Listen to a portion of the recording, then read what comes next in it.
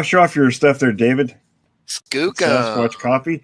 See, I bought the cup, so we got to give Gunner a nice plug. But not just Gunner. See, you can get your Jevning Research cup too. Yeah, I got to get one of those. I haven't even got one of those yet. I got to get one of those. And you know, Shane, check that out. Shane is he's been working on another piece of artwork for me, and I won't say what it is. I'll let it be a surprise, but it's pretty good. It's better than this one. Nice. Well, I'm gonna have to wait. So I guess welcome everyone to the Bigfoot Notes from the Field blab this evening. Let me start off, I guess, by news. You know, we had the book drawing a couple weeks ago. I don't know, David, were you on when we did the book drawing? No.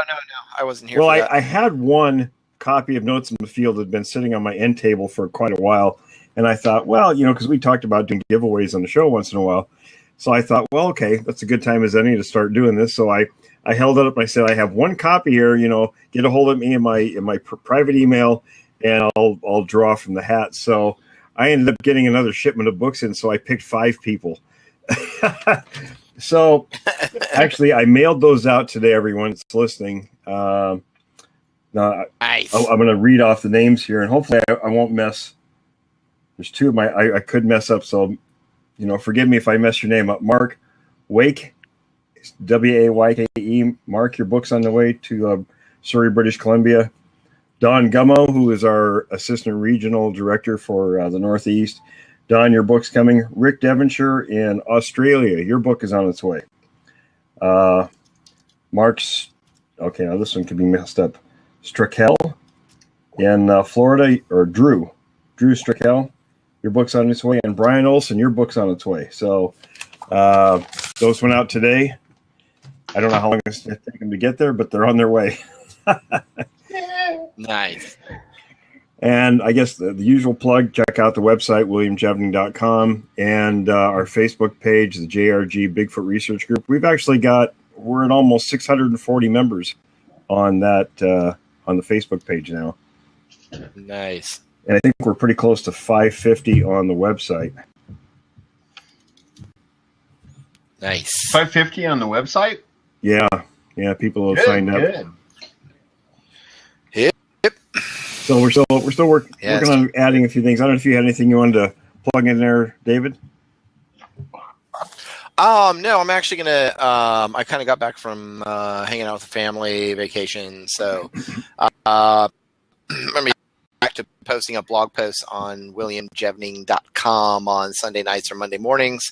Of course, the weekly blab will be there for playback. If you guys are having problems with blab, here is the deal. Usually, like I'm not having any problem. I know that for some reason, I don't know why, but I've been having a problem with my Google Chrome browser today. I don't know if anybody else has, but I have been. But usually it's a browser problem or it's your internet connection feed, whatever. Usually it's not the technology of the platform. Usually it's pretty good. However, if there are too many problems with it, then I think William and me were kind of talking a little bit about testing out something next week and maybe moving forward with it if it works pretty well, which is going to be live events on YouTube. So those will be kind of fun as well. Basically, kind of like the same situation here. I believe you can add people into the conversation. I believe. I'm not really sure. So I want to check it out first. I know, though, that for the most part, if it doesn't have that kind of feel and everything, then I would just stick with Blab, because Blab is nice because you can have that kind of conversation back and forth and whatnot and record it and upload it to YouTube anyways. So we'll see how that goes. Plus, you've got your podcast coming out soon. This is going to be a premium podcast show. We're going to go ahead and load that up. Not only will you be able to find it on the platform that William's going to be using, but you'll also be able to find it and get to it via the website. We'll have that in there as well. So it will be locked down content. That's how it's going to be. But I'll tell you what, for just, it's extremely affordable and awesome, and learned a whole bunch out here. So it's I'm kind of looking forward to kicking that off. So, you talked about the browser. I was reading, of course, everybody, I'm sure everybody's getting notifications that don't have Windows 10 on their computers yet. And of course, I've started being bugged about mine. And I did some reading. Of course, whenever something comes up, I go online and look to see what complaints and things have been about whatever particular thing there is.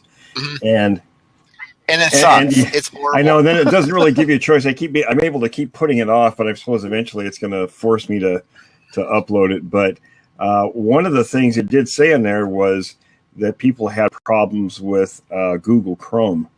Yeah, I did. With Windows 10, there were some issues. So yes, I figured I might have had some sort of browser hijack or something stupid going on again the last couple of days. But no, I come to find out that for the most part, it is just just. I believe it's that. So that could also be the problem, guys. Recently with because I know that they just did another update on the Windows. I know I get a lot of emails of people saying that they can't hear it and all this stuff. So I don't know. I mean that's must be what it is. I can get on this by luck. Well, if they can't hear it, I'm impressed that I'm even on. Yeah. I'm like, yes. I did it. Nice.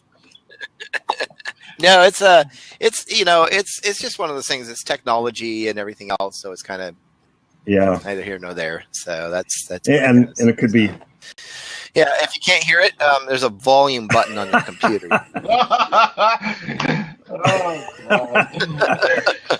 That's what that's for. Like, dang, young guys. Yeah, Milo and I were talking about when you came on, David, about Brian. Hopefully, he'll be on here pretty soon. He's doing a screenplay of my book In Search of the Unknown, and it's pretty good. He keeps sending me updates, and then he's just in the first draft, and it's not completed from beginning to end yet. But so he's getting my input from it, for changes and to look it over, things like this. He's going to go through a million edits before he's ready to do anything with it. But I had to laugh today because some of it was way off. Because I think he maybe didn't look close enough at the manuscript to get what I wrote in there. But and I've given him feedback with a few places. Boy, he was just right on the money, especially with Milo and I and the other guys, how we interacted with each other when we were teenagers. It was spot on. And I didn't write that stuff in the book, so I don't know how he intuned that, but he. Like us calling each other dumbasses and things like that. That was pretty much it. Definitely check that. That'd be cool if you guys turned it into like a really cool kind of like a short, like a film. He's got some. He's got some resources. He's going to shop it around too when it's finished. I think it'd actually work out very well as an independent film. He seems to think so. Yeah. Yeah. So throw them my way. I'll send it to you. I've read the book I'll send you the update. I'll send you the newest one he sent. It's because it's got the most content in it so far. And of course, I recently revamped that book and I doubled the amount of content in it. Oh boy. So it's being edited right now. There isn't more stuff about us. That stuff's kind of the same. There was just some other stuff that happened after all that. Is the Kindle version already out? The Kindle version update, is that already out? It's still an edit. Okay. Oh, okay. Well, let me know when that's out because I'm going to order that one. I'm going to get the hardback though. I'm going to get the actual. I had announced that Volume 8 of Bigfoot Fieldwork 101 was done. But there were some issues with it with CreateSpace, so I'm having to go back and do some work on it. So it's not available yet. So it just okay. That happens in the process of publishing. Plus, David and I talked earlier today. I have a friend who's a radio producer in Dallas, and I did a couple of his shows. One of them he calls, actually, I think he was going to call the whole thing the Jevning Chronicles, but he knows, he's personal friends with the person who I guess was very widely regarded in publishing, in mainstream publishing, and she was. I can't remember the exact title. She was the person who sort of coordinated authors and the publishing companies and all that. But she's now she actually owns or is in charge of one of these big publishing houses. So he's been bugging me for months to send some work to her, and he wanted me to do the book I'm working on, Sasquatch Sign and Predatory Behavior, but I had to shelve that one for a while with all the other projects, so that one's not ready to do yet, because they kind of give you a deadline. You send them a couple chapters, then they give you a bunch of money, then you're under the gun to get it done, and I'm really not sure how long that's going to take, so I don't want to be under that pressure. So I said, well, do you think she'd be interested in the books I have that I self-published? And he says, oh yeah, absolutely. She'd probably publish everything. So I sent her yesterday what she asks for notes from the field. So within a few weeks, I'll hear back from her, I'm sure, and so that'll go mainstream here with luck. Excellent, man. Yeah, I don't. It's awesome. It's kind of nice being able to self-publish, but you don't really get the exposure that you do through a publishing house. No, you've got to build up exposure with that. And that comes through a lot of internet marketing, a lot of brand building online. I mean, you can do it today and it works really well. As a matter of fact, there's people out there like Jeff Goins who pulled it off, and the kid made $25,000 on his first book. That's pretty good. And then publishers picked up on it, so he sold even more. So, but he did a lot of self-publishing at first. I'm doing I'm almost done with my own little encounter stories here. I'm almost done with that. And it's only like a little 35-page book. Are you gonna go through Amazon through CreateSpace? Yeah, I'm just gonna load it up on Amazon. Let it sell for $2.99. Not really in it for the money. That's really just a little exposure plus my own. I do it both as a print and ebook. Yeah, print would probably be pretty fun, but I mean, boy, that'd be a really some of the Bigfoot Fieldwork 101 books are only that long. So, in fact, Volume 1 is only 32 pages. As your web marketing guy, I'm actually working on a nice, big, thick, old, 300-page book of nothing but internet marketing. So I'm kind of working on that slowly for the Joe's coming on. Figure that. So yeah, it'd be kind of cool. Hey, Joe. Hey guys, how you doing? Good. How are you? Cool, hey. And Milo, did you say something about put your name and contact info on this? Is that you mean the website? Okay, go ahead and just email me your information and stuff, and then I'll put it up there. Yep. What's happening, Joe? So. Not too much, man. Not too much. I talked to that guy from Oklahoma. Oh yeah, what'd you find out? Yeah. Well, I think he's gonna just go ahead and create his own team. Okay, good. Yeah, he's a pretty good guy too. We do have a few people in Oklahoma, but they're and that's the problem with some of the areas is they're kind of individuals, and be nice if someone could kind of take the reins and sort of collect everybody up. It's like Milo, we still have people in Washington that are sort of scattered and not really working too much with each other. One of the guys, Todd Updike, I found out from Thorfinn yesterday, had just gone through a pretty bad divorce, and up here? Yeah, he's in Ellensburg, so he was out of touch for a long time. Now, what's important about him is he's the guy. Him and the guy used to work with Bruce, and Bruce contacted me recently too. So I'm not sure what his status is with us. But they were the ones who were working on that area in the Yakima Indian Reservation on the east side of Mount Adams, where all the equipment, the weather equipment, keeps getting destroyed there. Right. So anyway, I guess get a hold of Thorfinn, and he's been in touch with a lot of these guys. Hey, do you see what I put on about that digital recorder I left out also, Will? I did, yes. That's pretty interesting, huh? It's interesting, man. And you never know. I do run the same thing periodically myself. You leave a digital recorder out, and I've got plans to do it on a much bigger scale. So, and I have some ideas about that where things won't get messed with either. Yeah. But so tonight we're going to talk about DNA testing with the Sasquatch, and we were going to. David and I were, I guess. Chris wanted to talk to the two of us on Skype earlier, but he had some issues come up, and he's a little bit about Chris, and I don't want to say too much because he's concerned about his professional standing, so he would love to work with us, but he doesn't want to do it publicly just yet. He's a former business owner. had been involved with cancer research for a number of years. Now he's in his third year of medical school. So pretty sharp guy.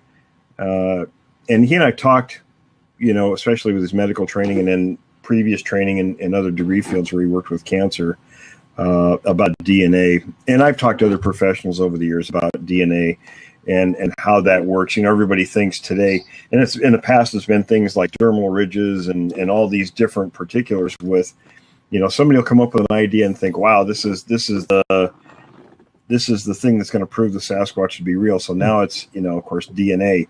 And it's like most things, it's only as good as what's been put into the system. And what that means is it's not a magic bullet. You can't just put any old thing in there and then it'll come up with an automatic answer as to what something is. We can do a lot of things with human beings because we've put a great deal of effort, our scientists, into studying human DNA. And of course, it's a big benefit to law enforcement and courts and stuff, but and of course, medical professionals. But when it comes to something that's not been studied a great deal or not at all, let's say by scientists, let's say, with the Sasquatch, for instance, you can plug something into the system. And I can tell you, we've talked about this before. If TW comes on later, a deputy that he knows, and this goes back, and I've mentioned this before, it goes back to last year or so when the 15-year-old kid, was being followed by this creature down where him and this deputy encountered a group of them. Kid had this incident with this creature. It ended up grabbing his bike, and it apparently cut its hand or arm on part of the bicycle, leaving some blood on it. When they went back, the deputy retrieved the bike that was bent. Frame was bent, and it was thrown 10 feet up into a tree. So he actually collected some of the blood that was on the bike and sent it in for what was referred to me as the cheap test or whatever, just to see if it was, somebody that happened to be in, the criminal justice system in that region. He did it just, good police work to do it just to check. What happened was they mistakenly sent it in for one of this full spectrum analysis test, and it's about a $20,000 test. And it took about a year for it to complete. When it came back, the sheriff saw it, had a conniption fit about the cost, asked the deputy, what the hell, how did it get into the system? And he says, I don't know, they screwed up. And he showed him, that he only put it in for the $20 test, not the $20,000 test. But what came back was unknown primate. And even with a full spectrum analysis DNA test with blood that was fresh and collected properly by a professional, that's the best they could do. It came back as unknown primate because there's nothing definitive on the Sasquatch in any kind of system. So when people like Mel McKetchum, and some of the others make these wild claims about DNA, that's totally bogus. You guys have thoughts on that, or I just kind of throw that out there? So, man, I love the story. It should be in a book. Yeah. Oh, there's some great stuff out there. I'm telling you. A small indie film. Yeah, there's just so many. I guess I don't know what you want to call it. People just come out and just say that they know for a fact that the DNA has been tested as human, has come back as human. People come back and they say it's been tested as shown to be ape or something. And I don't know who to believe half the time, but.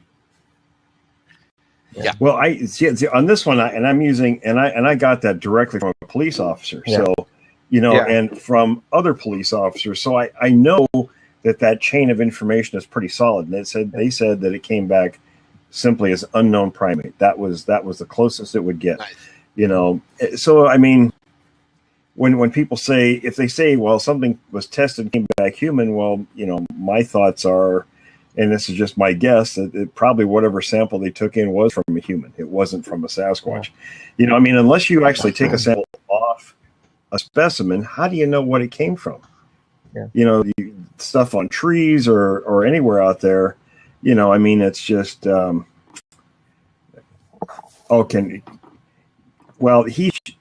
cop I know is trying to get a copy of it.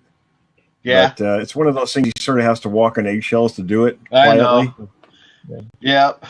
It's like in the Army, we kind of sneak that crap, Well, I know we did. But our anthropologist, Mark Dobbs, of course, would love to see the test himself, the results. And he'd be able to give us a lot more detail, because Mark's a forensic anthropologist. He'd be able to tell us a great deal about, his opinions based on what's in that report. Right. Well, what's amazing? I mean, if the bike was up in a tree 10 feet, it already says that it probably wasn't even thrown. It was just probably slammed into it. It's hard telling. I mean, he said, and that was an interesting story all by itself, because, the 15-year-old kid, now, there was an area where, and I don't know, Milo, if you're familiar with the story or not, but there was this kind of a winding road. It was outside the town where this kid lives. He was at a friend's visiting, and it was about, 9, 10 o'clock at night when he figured he better get home. So he was riding his bike home, and apparently the county doesn't have a great deal of money, so they only put street lights on corners of the road, or where there'd be potential accidents, things like that, try to create more visibility. So he had this feeling that there was something watching him. So he stopped his bike under one of these lights, and he turned around, and right behind him was this massive creature, and it was on all fours. And even on all fours, it was around 6 feet high. And then he, of course, it scared the hell out of him. So he went to take off on the bike. The thing reaches out, snatches the bike.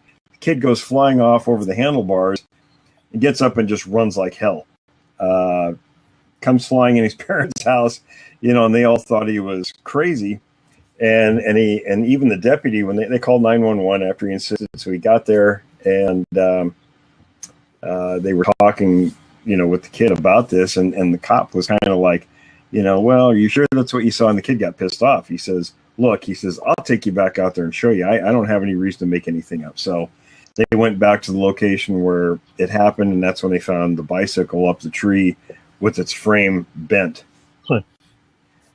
And then it wasn't long after that, the same deputy and the cop went out there together one night near where this happened. And I remember this because the cop was texting me while this was going on. It was live. I was on the computer sitting there, so I get this text message, right? And he's telling me as the particulars were unfolding. And he said, we're shining the light out from the cruiser out across this field. And he said there were eight sets of eyes out there, and then right behind the cruiser, less than 5 feet, apparently the alpha male was there, and it roared. Didn't just scream, it did the lion type roar that we hear people talk about. Yeah. And it scared him so bad, the deputy wet all over himself. And I told him, get the hell out of there right now. So they were so shook up. It was probably a good thing he was in contact with me, so I was kind of guiding them, as to get out of there and what to do after that. So, and then of course, these couple of guys that we talked about, they were there the next day. They were actually there present when this was going on. They were filming it and copying, getting all the audio recorded. And that's what they took into the police chief and him the next morning and said, look, we were there. You weren't supposed to be there. We told you not to be there, and you did it anyway. So, just crazy stuff. But you can bet if somebody had legitimate DNA, it would get shut down pretty quickly. Yeah, I'm surprised it's still like that one that's down there where TW is. The feds there that quick without any.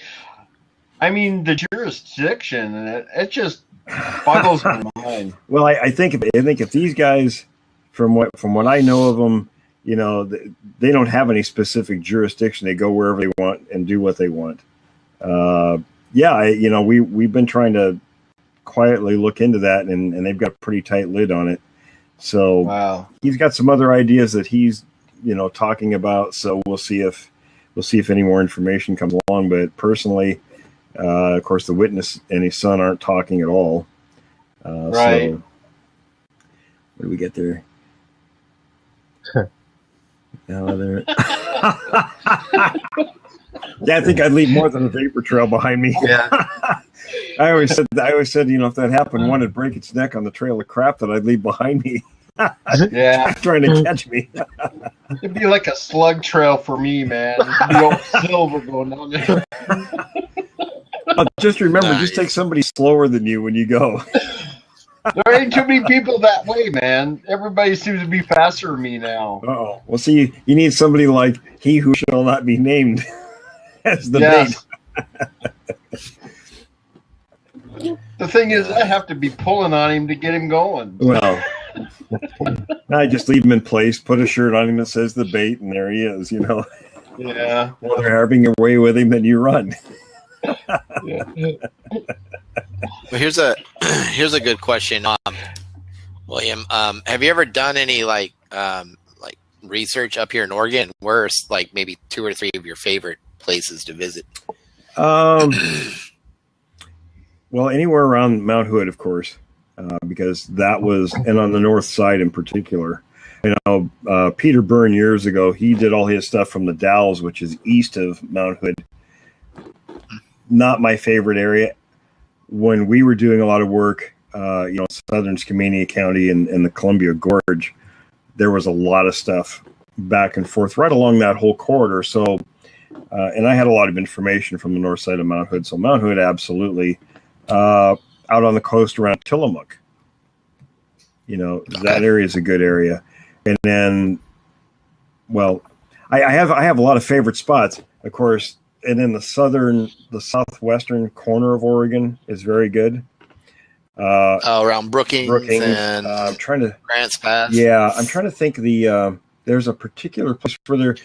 Mine was in between Grants Pass and Medford, Oregon. Yeah. Just east and kind of dead center to them. Isn't that around the Rogue? Yeah. Is that Rogue? Yeah. I used to live in Rogue River. Yeah. I whitewater rafted the Rogue River one year. No, me too. Several times. It's a crazy river. We were told we were going, and this is just a little side story. We were told we were going to be on these big rafts. Me and a couple of buddies went adventuring that summer. We all quit working and said to hell with it. We took off down the coast. We went to Concord, California, which is east of here now, and almost moved there. But then we ran out of money and said, well, we'll go back. And we ended up fighting forest fire out of Medford. And anyway, one of the guy's grandparents lived in Grants Pass, so that's how we got to fight forest fire. They said, we'll go down and sign up the unemployment office. They're looking for firefighters. Anyway, so we decided, they said, oh, well, let's take a raft trip down the Rogue. And they were old people, so they had these great big rafts, with wooden platforms. They put their lawn chairs on them. And we figured, oh, heck, you're not even going to feel the waves. They put me and one of the other guys in Tahitis. And if you know what a Tahiti is, it's an inflatable kayak. Now, I never learned how to swim, so you can bet going down through those rapids, my butt was clenching on that bottom of that thing so tightly, I wasn't going anywhere. Never went over either. There are actually, it's one of the worst rivers around here for drownings because the current is so bad underneath. It's insane. It's rough. So it's bad. Yeah. So wow. But yeah, Southern Oregon. Yeah, Southern Oregon. I could see that. Maybe down towards around. Here it's usually that little. Seems to be that like. I think the corridor on the west side of I-5 seems to be pretty busy until you get to like just up around Salem, and then you start veering off into up towards Umatilla and all that kind of stuff, and Mount Hood and all that. That's 84 going to Hood, isn't it? 84 through the corridor and all that. I think so. Okay. I don't remember. Yeah, I know. It's 14. Go ahead. Yeah, it's 14 on the Washington side, and I think it's 84 on the Oregon side, but I don't remember. It's been so many years since I went through there. I always traveled on the Washington side because it was quicker to me to get through there. Yeah, there's that section up there. Cody man is mentioning Crater Lake area. Absolutely. Now, I've been up there, and I know this little tiny place that if you were to like head up towards Crater Lake, and you're going up there, right after that, you remember that one encounter story about that guy and this? I know when you're talking him and his son, and there was a whole bunch of them. Like okay, 20 of that them. The little cabin area there, right? Yeah, me and my family used to stay in that cabin area for Oh, Christmas. so you know exactly where that happened. I know it. Now, here's the thing. If you go past that about, I don't know, a couple 100 yards, Yeah. if you keep going straight, you'll come to a turnoff that goes up to Crater Lake. But just before that turnoff, you'll find a little dirt road, and that dirt road goes back, and it dead ends at this little creek, and so it's really kind of cool because we stayed there one night, and I do have to tell you that I don't know if I had an encounter there or anything like that, but I'll tell you this: it was really weird. It felt off. It wasn't bad, but it wasn't good. It was just like, I think sometimes you can just tell, kind of off. Yeah. So because what you have there is the dirt road. It ends, and then you have this like little parking area that you can park in, with a creek that runs on the other side of it, and then there's this big, huge hill that kind of goes with the creek. But then over here, it's a big, fat meadow and nothing but mountains that sprouts up from it. But it dead ends right there, and that's probably about 4 or 5 miles up, basically almost directly behind that, because you cut back behind that resort there. Right. And that's at the natural bridge area. So that natural bridge where lava once flowed over the river, and the river goes underneath the lava flow. And then it pops up on the other side. Really big country down there. It is. That whole it's southern Oregon area. I mean, all the way across to the ocean. There's so many places here that people haven't even been in because you can't get into it. There's tons of trails here and hiking and stuff like that, but still, I mean, you can't really go off.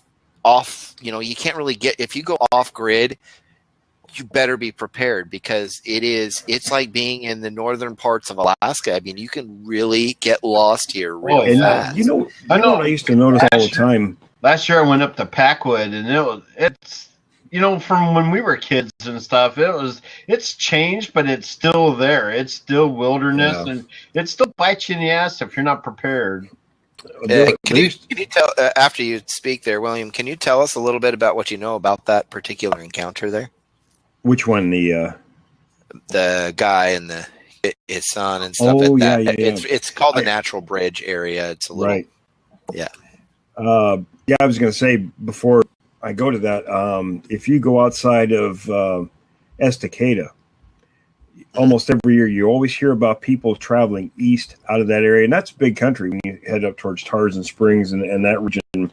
And people go up there every year and they get stuck in the snow. Snow hits them before they realize it. I mean, and not just stuck, they die up there because they're so far out. Nobody's coming up there. I mean, it's a hell of a long way up there. Yeah. So, unless you really know what you're doing in these mountains, and especially Oregon, because Oregon's got huge country. I mean, you got to be a native here. I mean, you could blindfold me and drop me off anywhere in Oregon, and I'll walk home. Yeah. But if you're not, and I'd blindfold you and drop you off, you might not make it home. So I've always been careful when I'm in Oregon and Washington, places in Washington too. Of course, Washington is more populated now than it used to be, but and same with Northern California here too. You get off the beaten path, hang it up. You're way the hell gone out in the middle of nowhere. Yeah. So that particular story, and it's pretty interesting. It was a father and son, and I can't remember what year it was. It wasn't a huge long time ago, but they were towing a Jeep on a trailer from Idaho, and I want to say they're going to Southern Oregon someplace. Maybe I don't know if it was Medford they were going to.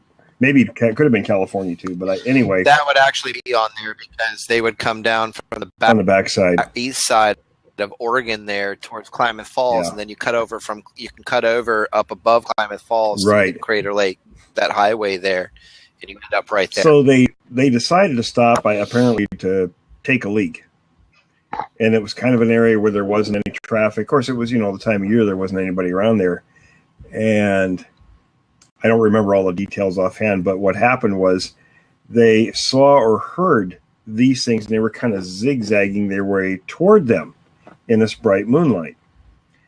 And they barely had enough time to get in the truck and start moving when the creatures were on them. In fact, the father driving actually ran over the feet of the one that got the closest to the truck. That's how close it got. And they both felt like they were going to be on the menu if they didn't get the hell out of there.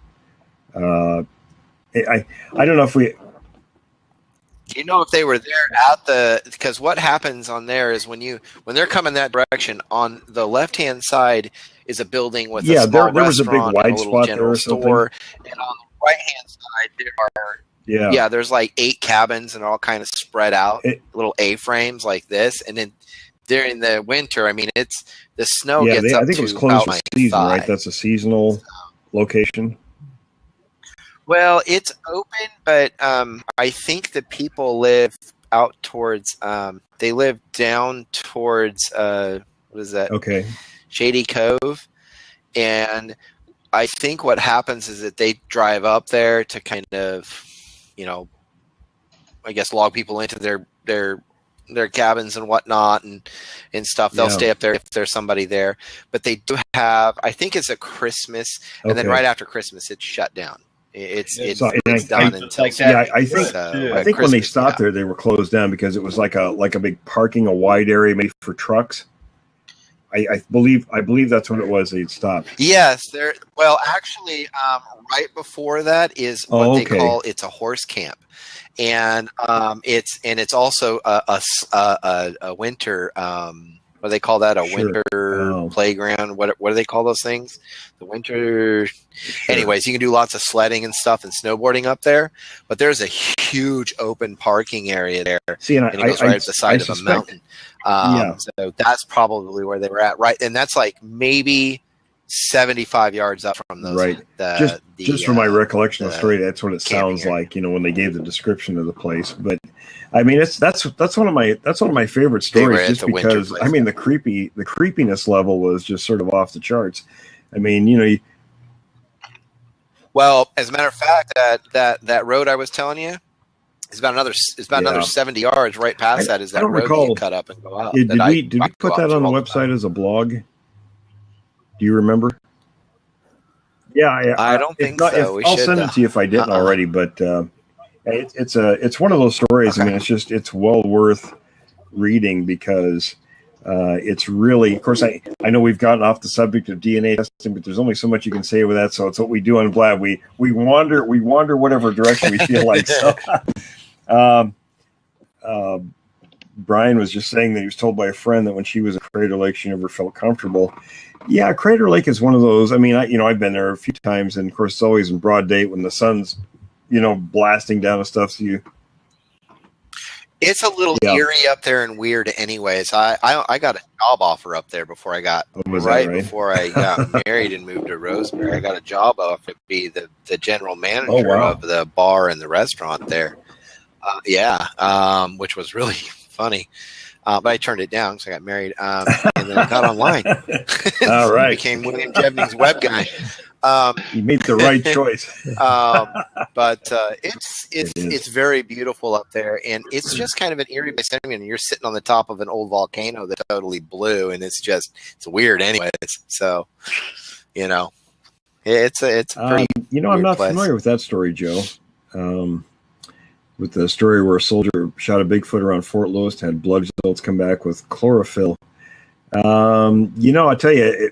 I was stationed at Fort Lewis. Of course, Milo was too. We were both there together. Yeah, that's what our buildings were right next to each other. They're gone now.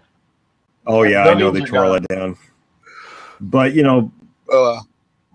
people have lots of weird ideas about the military and stuff. I mean, it's like you hear all these people say, "Oh, there were bodies at Mount St. Helens when it blew." Hell, my unit's helicopters did a lot of the work there. I would have known. I knew all those pilots. They would have told me because they knew what my hobby was. That still comes up. It does. Yeah. People are just insistent on stuff. And I'll tell you, I remember one of the CW3s. He was a Cobra pilot. Was a friend. He come in one day. They came back from up doing some aerial scouting up there, and they were going to ship all of us down there. We had our rucks and everything packed and ready to go in a room for a moment's notice. And because the ash was so thick down there wasn't any need to send, ground troops in there. So they did a lot of that by air. It was a lot of aerial reconnaissance. So, but he said that he brought back this little vial like this with this gray stuff in it. And he says, "Hey, Bill, you know what this is?" And I looked at it and I said, "No, what is that?" And he says, "That was ash I landed on. That was 100 feet above Harry Truman's house. His house was buried under more than 100 feet of ash. So that's a pretty classic example of what it was like there. And so for Sasquatch bodies to be found and taken out, it's absolute nonsense, because they would have been completely buried. And we knew for weeks before that a lot of the animals, the elk herds and stuff, were bugging out. All the animals were leaving, like they knew something was going to happen. So, I'm pretty sure these things would have been just as smart and would have probably left the area. There was, to my knowledge, and I'm sure you too, Milo, because you and I both were stationed right there when that was happening. Yeah. Hell, you and I used to get called an alert. We'd go in together.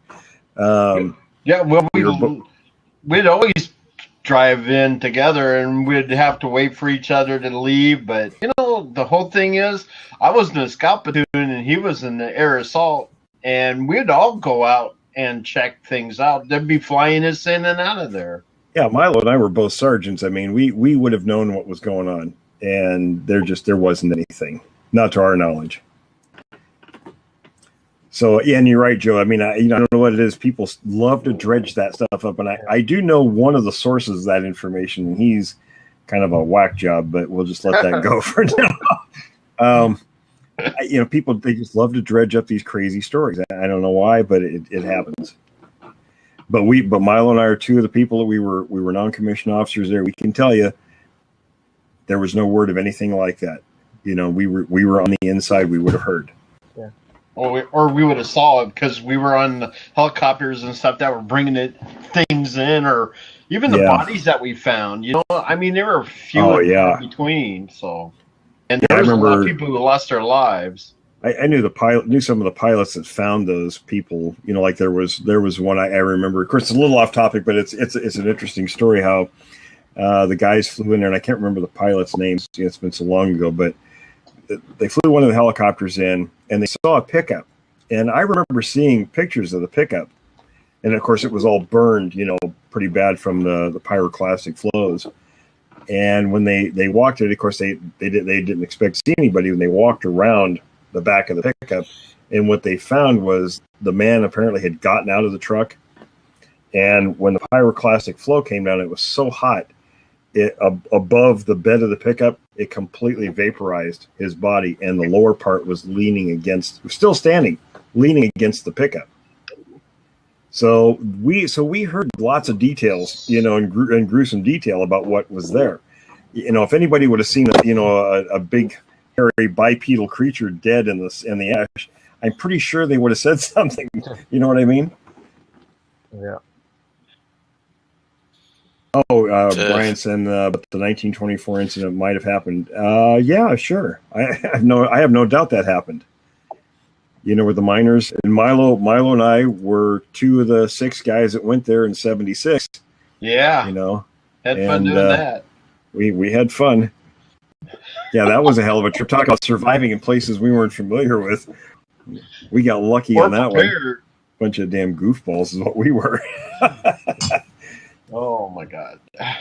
But yeah, I mean, with that kind of heat, wouldn't be hairy anymore. Well, that's true if they got caught in the. He says, "Poor Paul." Oh no, he brought a lot of that on himself. Oh, by the way, Brian, Milo here is the Milo in the book. So, but yeah, I mean, there's some real great hotspots in Oregon. I mean, geez, we can sit here and talk about them all day long because there's so many. That's like the Sierras here, or the whole northern strip of Northern California, but all the way down into the southern part. I had somebody asking me the other day about, they were surprised there were Sasquatch sightings, in New Mexico and even Texas. And I said, yeah, but there's also Mexico and South America. They're all down the entire continent. They're not just in certain places. They're all over the place.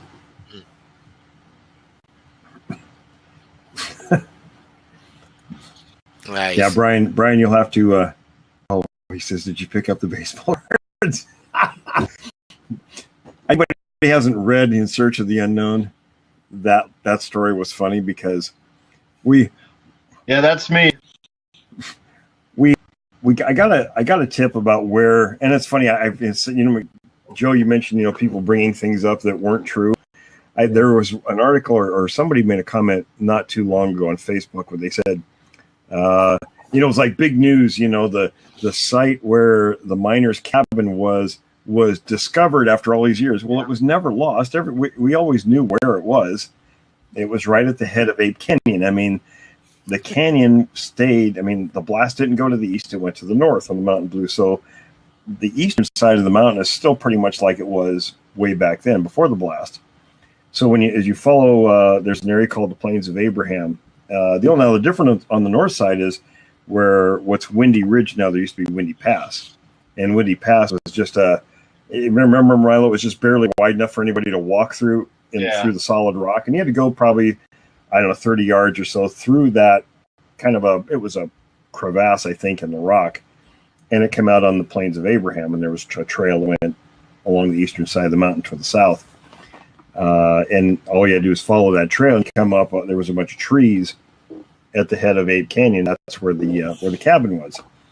So sometime, it would have been, that was 76. It would have been not quite about a year after I met Green and DeHinden.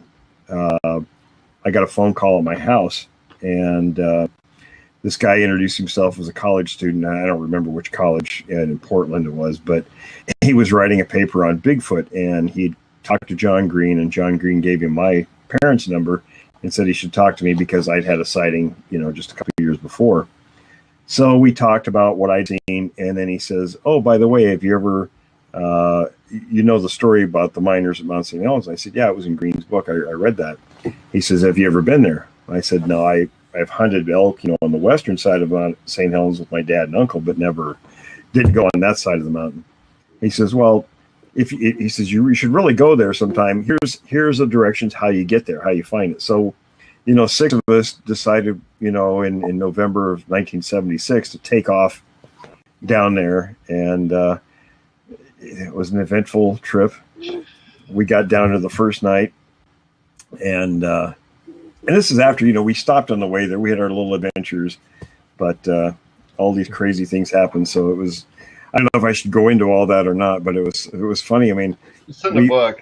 It's in the book, but the one instance, especially I was laughing at Brian, what he wrote with the screenplay today was about us going up.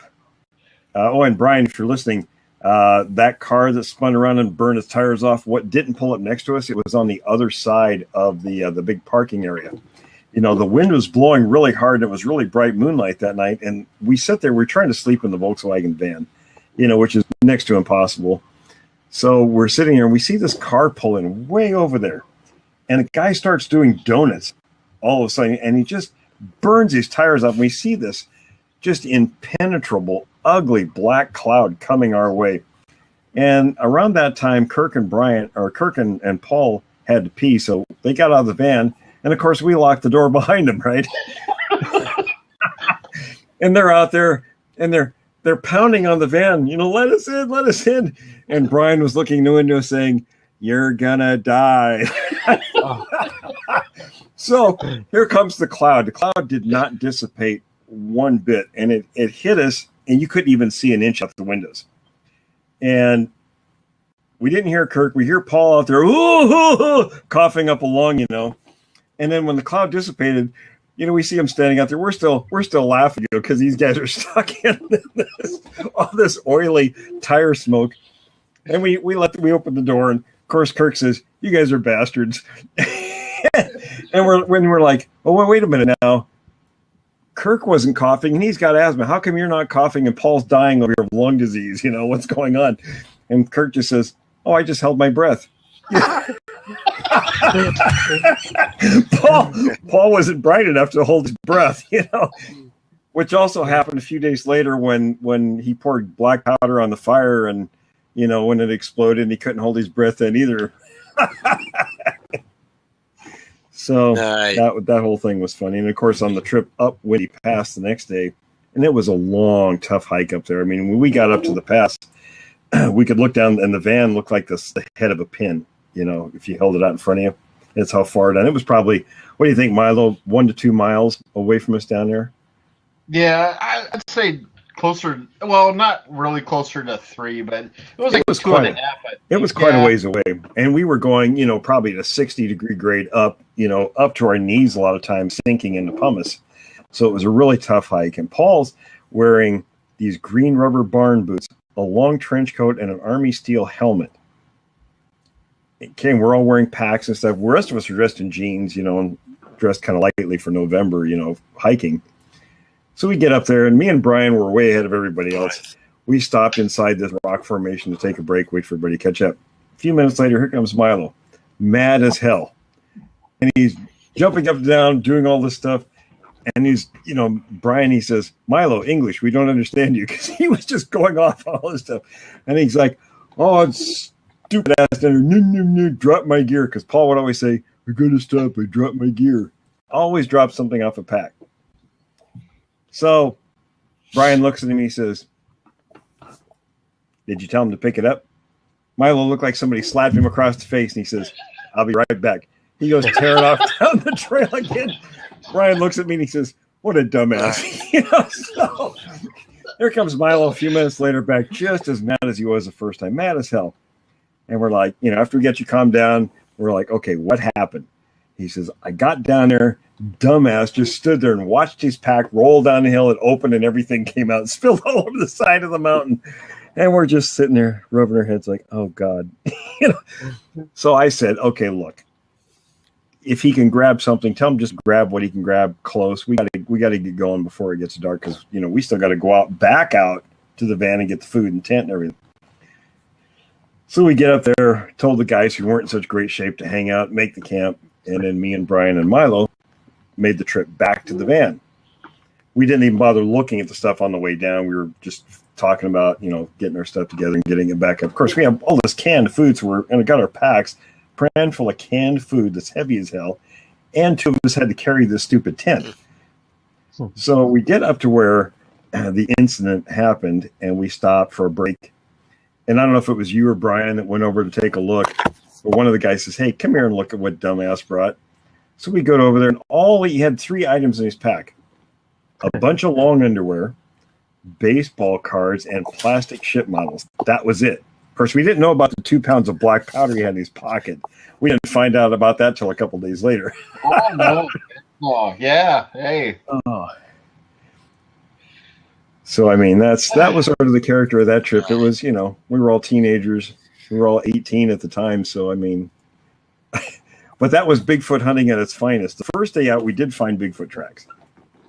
We actually found a pretty long line of them. Jeez. But so that straightened us up. But that was Mount St. Helens. But in terms of that story, 1924, I remember DeHinden and Green talking about that from talking to Fred Beck, who wrote the little booklet he had and everything. It was titled "I Fought the 8 Men of Mount St. Helens." It was interesting. The story was pretty solid, but then if you read his opinions afterwards, were crazy as batshit. I have a copy of it in storage. The actual account was pretty good. It was pretty solid, but his opinion about what they were and all that stuff later was just, it was you'd think the guy needed to be locked up. That's not up here, is it? That was a Mount St. Helens. No, I mean your storage. Oh yeah, it's in Puyallup. Oh man, send me the key, man. I'll go look for that book. Actually, Bill's got the access to it. Oh, okay. I should actually have you get some of my stuff out of there for me anyway. I've been meaning to go up there and get the stuff out of there. I should do it. It's costing me $100 a month that I really could use elsewhere. But yeah, I hear you. But now, I have some in Minnesota. But now that we've wandered way off topic here, I think we were kind of done with the DNA testing anyway. It was more interesting to talk about some of these, the events that we did. But like the hot spots in Oregon, and then there was the one, of course, in New Mexico, and I don't know if we really touched on that. We talked about it last week. David, I don't know if you're familiar with this one. TW sent me a text last week, and I was at work when he sent it. And what happened was a friend of his who has a ranch that's kind of out out and about, away from people, had been having things taken from around the ranch. And apparently, I don't remember exactly how it happened, but he was using a water hose, garden hose, doing something, and this creature apparently came close to him, and he turned around and saw it, and he ended up hosing the thing down, chasing it off. Probably pissed it off. Well, then he was gone for a couple of months, so the food items, things that he had just around the ranch, weren't there anymore because he was gone. He comes back, and because he lives quite a ways out, he never locks his doors. And somehow this thing got in his house. He was sleeping, and he woke up to this horrible smell, looks up, and the thing is standing over him and proceeds to pounce on him and beat the living crap out of him. Now, the guy's 6'4", weighs about 240 pounds. He picked the man up and threw him across the room into the wall. But before he did that, it bit off one of his fingers and just proceeded to really trash the place. Well, when he woke up, he called 911. Apparently, obviously it didn't kill him, but it took off. And the thing had completely trashed his house. So TW got there. He took two or three buddies that were big guys too, and they were all armed. And I'm not sure if they were cops or not, but they all went out there. And of course, the two feds that he had the interaction with previously with his own encounters were already there. And they looked at him and said, "What are you doing here?" And he says, "Well, my friend called me from the hospital, wanted me to come check on his place." They said, "Well, you can come in. You can't take pictures. Your friend's got to stay outside." And ever since that, the whole situation has been locked down tight. And we haven't been able to get any information on it. That is bizarre. My friend Mr. Black told me I contacted him and asked what his thoughts were, and he says, not unusual. He knew, especially in the 80s, he said there were some very specific incidents that were almost identical to that, and he said it was always tied to this food stuff that they take, whether it's placed out there for them or inadvertently made available to them. When that source is gone, in this case, he was gone for a couple months, so there was no items left out there. And he wasn't feeding them, and it was just stuff he had sitting around, for his animals and whatnot. That was enough to trigger this kind of behavior. It pissed him off. Yeah, it wasn't he told to say, or they told the guy that got attacked that he was attacked by a bear. Yeah, that's actually what the doctor said. They said they said it was a bear attack. Yeah. Inside the house. Inside the house. Yeah. So on his bed. Yeah. That's not a very likely. I mean, I suppose what's the doctor going to say? And I don't know if the guy actually said what it was. I doubt it, or maybe he did. And then the doctor just said, well, this is what I'm writing in the report. Yeah. Well, on top of that, I mean, but even the stuff that Brandy and I are checking out and stuff, that it's getting weird, and the bedding areas are gigantic. Have you been documenting all that? Yes, both of us have. Very good. So we're getting in touch with each other after I got a free weekend from my mom's therapy and stuff. So I'll be hooking up with Brandy soon, and we're going that way. I got a message on Facebook today from someone, and I'm going to talk to him hopefully on the phone here soon, so I can find out where he is. But he's got a situation going that sounds very similar to hers with the same kind of vocals and everything. So I don't know. I have to find out from where he's at, but okay. It sounds like it's pretty interesting because the pattern is almost identical to what's going on with Brandy. Yeah, well, at least Brandy has the recorder that I gave her. Yeah. We're working on a couple of rhinos, so when we're tracking each other, we can actually see where we are in real time. So, right, and that's the way it should be. You want to keep tabs on each other very closely. Yeah. And David, it's very similar to the guy we had in I can't think of his name. I tell you, my memory sometimes, I have so many directions I'm going, it's hard to really pick up unless I got details in front of me. Yeah, down in Florence. Florence. It's very similar. I think he wanted to Right. stay Right. anonymous, But you know what I'm but yeah. these situations both are very similar to what was going on in his location last year. So we're getting, and that's something else we want to put in the database. And of course, when we get a chance to get the regionals and the assistant regionals, once everybody's kind of back up on their feet going, to start working on the database again, because these are the kinds of patterns that start emerging when things are going on. And it's how we can not just gauge authenticity for stories that are out there, but we can build the patterns, behavioral patterns, and that will lead us to, better evidence and help us further what we're doing in the field.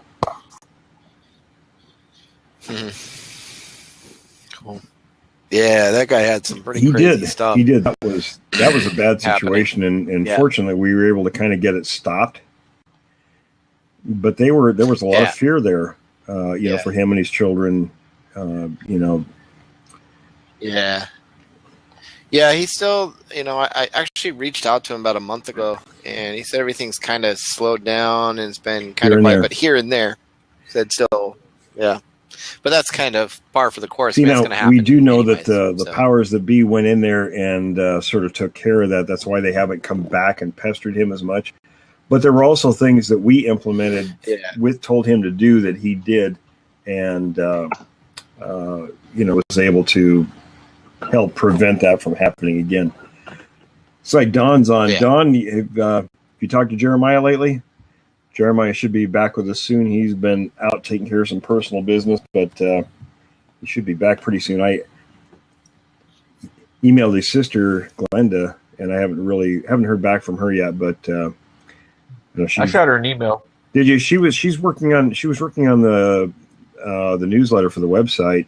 She actually has some of it ready to go, some of the stories or episodes ready to go, whatever you want to call them, or volumes or whatever. So hopefully we'll get that going. Nobody's really pestered me much about the newsletter lately, but hopefully we can get that up and going.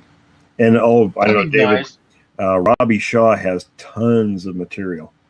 That's why I was trying to get him to contact Glenda so they could work together and he could provide information for the newsletter. But Robbie's a great source for information. Yeah, I want to get a template put together and show them how to use the template. Then you can always have the one template looking email that always goes out, but you can change the imagery. Right.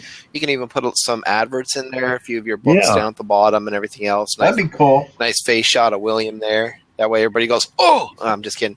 So you can have all that stuff. I don't know if Robbie would be the one to take off with the newsletter. I mean, I don't know if maybe Glenda's not able to, but maybe that's something we need to do is find somebody that might be interested in taking that on, and Robbie can supply a lot of information. And then everybody else from different teams, so we can get teams highlighted in the newsletter and what's going on out there in the field.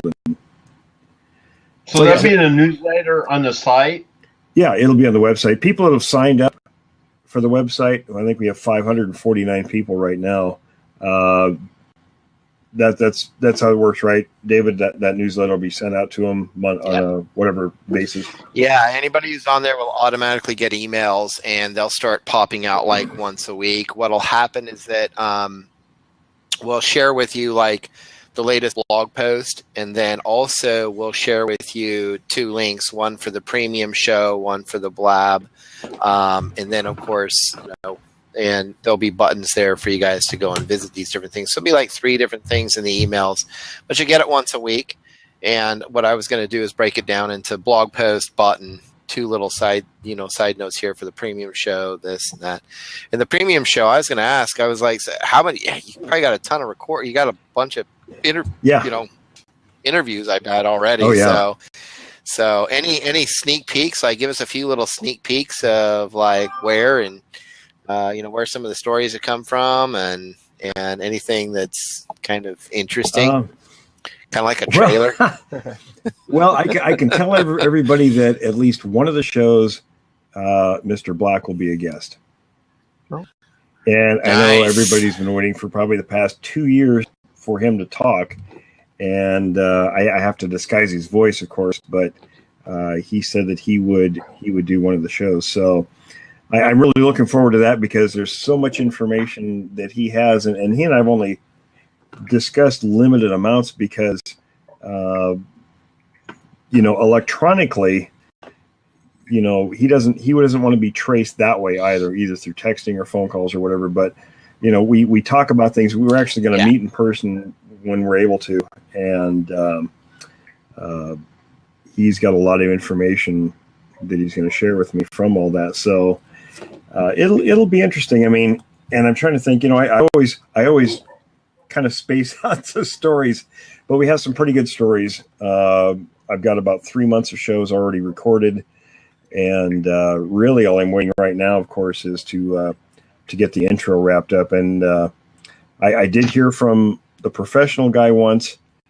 And then, of course, we have somebody else, Chris is working on one also. So pretty much whichever one gets it done first is the one we'll go with. So that's really all that's going on with that right now. But some of the stories, I mean, and of course, anybody who's got a story, or if they know someone who's willing to do a recording with me. And I was going to do, and Dave and I talked about this, I was using Skype because the audio is really good with Skype. But a lot of people out there don't use Skype or are unfamiliar with it or uncomfortable with it. So I bought some hardware. Do you have to rent it, or do you have to pay for it? Or no, Skype is free. Yeah. Oh, it is? No, Skype is free unless you want to do calling everywhere else and you want to use it on your phone. You can pay for minutes and stuff, but when it's just doing this right here online, you can share a screen. And all I'm using on Skype is the audio because of the quality. But since we have a lot of people that don't like the technology or to mess with technology, I'm going to be ready to record just using telephones also with the computer. So and it's always a situation. I've always had this policy is if a witness wants to be their identity protected, absolutely. I don't think anybody really needs to know anybody's name or location or where the incident happened or any of that. If they know, I mean, it's, the show is about witnesses. In fact, I'm calling it Witness of the Unknown or Witness to the Unknown, whichever one gets done in the intro is what it'll be. So that's going to be the name of the show is Witness to the Unknown or Witness of the Unknown. And we're planning to start it on the 3rd of July. Hopefully the intro will be done by then. If not, I'll have to push it out a little bit until we get the intro because I don't want to put a show out there without the intro, to kind of add a little polish to it. But all that's proceeding actually very nicely. So, and I don't know, David, I sent you the thing for PayPal. Was that what I needed?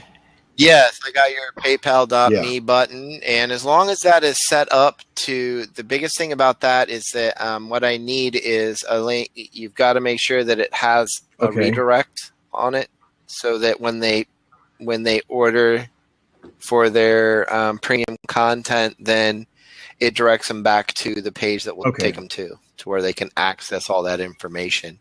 So, because it's going to be, what we can do is I'm going to probably break it down into one category on the blog, but it's going to be locked down. And so they can see it on the blog, but they can't access it. Nobody can access it without, being a premium member. So,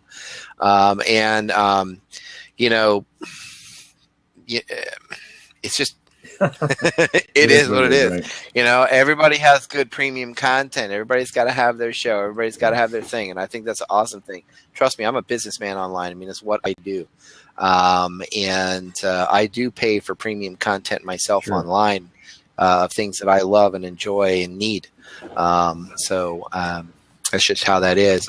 But, and besides, I mean, I'm kind of thinking, as we get rolling with it, I want to add more things to it. Of course, it'll be in the same, so if you subscribe for $5 a month, as we add things to it, it's going to stay the same. You're going to get more for the same.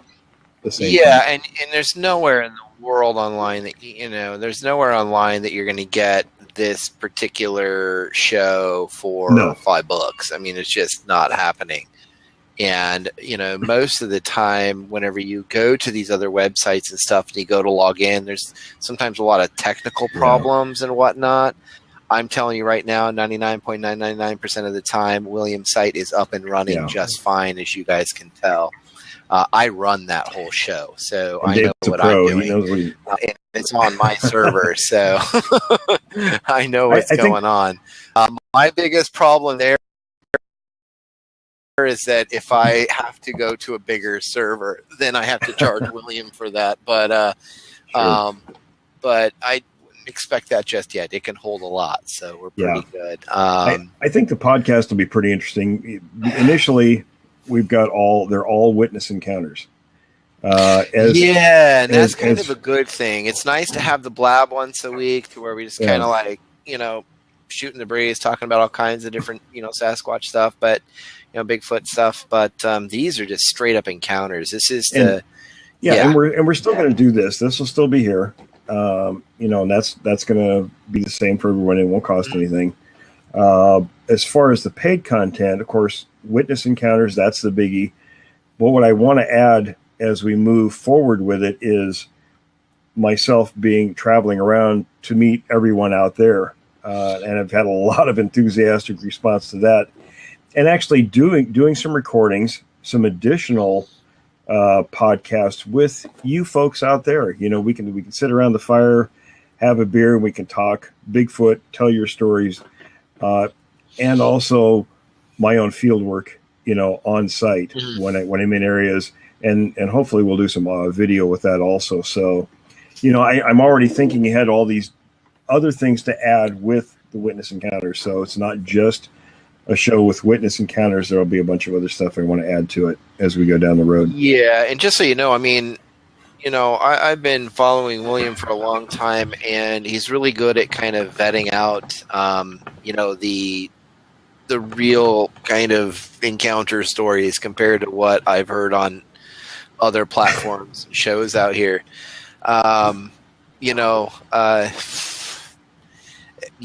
I like the vetting process. As a matter of fact, I think the federal government could learn a little bit from William and his vetting process here. So, Well, and some of that comes from making mistakes too. I mean, I'm not one to repeat mistakes if possible. So, but you learn from mistakes, and I think that's the value of mistakes. Is you go through something that can be an ugly situation, and then later on you look back and you say, okay. When you come out, have another situation come along, then you start saying, okay, I learned A, B, C, and D from this. And Brian's asking, what will the name of the podcast show be? There's one little piece in there. It's Witness either to or of the unknown is what it's going to be called. Nice. I'm thinking probably Witness of the unknown. Yeah. So that's going to be through what, iPod or that iTunes, Apple, and the iTunes and the website. Yep.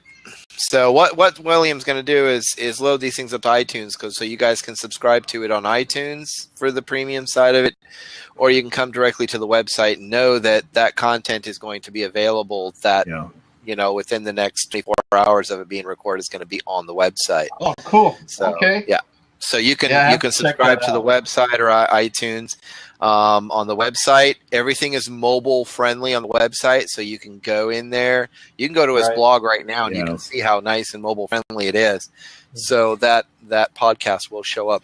And a lot of people ask about their phones, being able to hear it on their phones. A lot of people, when I've done podcasts in the past, they loved taking them and listening to them at work. Yeah. A lot of people work at nights or swing shifts. That's what I'm looking forward to doing. Yeah. It's just and here's another thing that's cool about the iTunes is that you guys can download them sometimes. There's a little download button. And a lot of people ask about that. Yeah, if William wants to allow that to be, that's that's fine. Just the biggest problem with that is that people stealing content. So that's the hardest part about that. But if you've got Wi-Fi available, you can get on the blog when we lock this down. It will be there. It will be available. So, and you'll be able to. You'll have your own login, username, and password. Yeah. You'll set it up yourself. Yep. Do you know what the price range for the premium is going to be, or is that just $5 a month? Wow, that's it. So right to begin with, each show will be $1.25. So you get 4 shows a month. Unless there's 5 weeks in a month, then you'd get a 5th one. But however that works out. But typically, basically a candy bar. Yeah, typically $1.25 per show. And then, like I said, as I move forward, if things progress the way we think they will, then I'm going to add,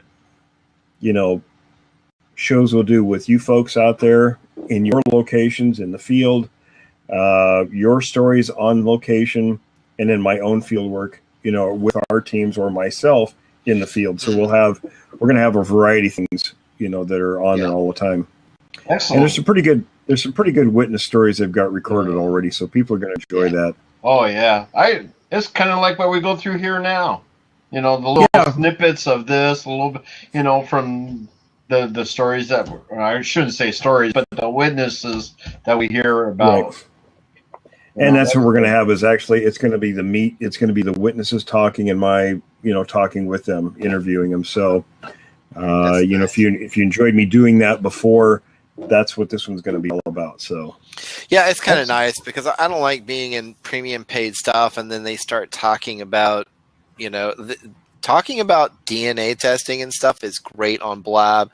Talking about maybe getting a little bit out there with some people's, ideas and thoughts that can be a little bit much is fine on Blab. But just having straight up encounter stories and stuff is absolutely, that's what I expect from it. And I expect to be scared out of my pants sometimes. So and some of those are going to be that way. I guarantee that. So yeah. Unless you're interviewing Mr. Black, then that's a whole different subject matter because then you're not just talking stories. You're actually talking, not just encounters, but actual, what's going on.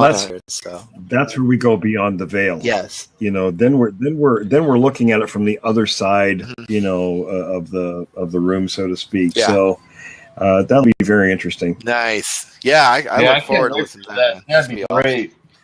And he's a pretty interesting guy. So I'm really looking forward to that one too. Oh, that's awesome. Yeah.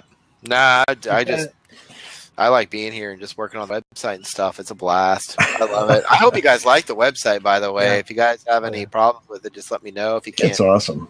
Or whatever. You got my email though, right, David? Probably if you sent it to me. Oh yeah, I popped it up on here too. So. Just have William can give you my email, and then you can just send email address. Yeah. Okay. So. Yeah. And give me a little brief description, where you're from and your Bigfoot research stuff, and then I'll put your page together. Alrighty. And Joe, if you need one, if you're out there, you're doing the research stuff too, let me know.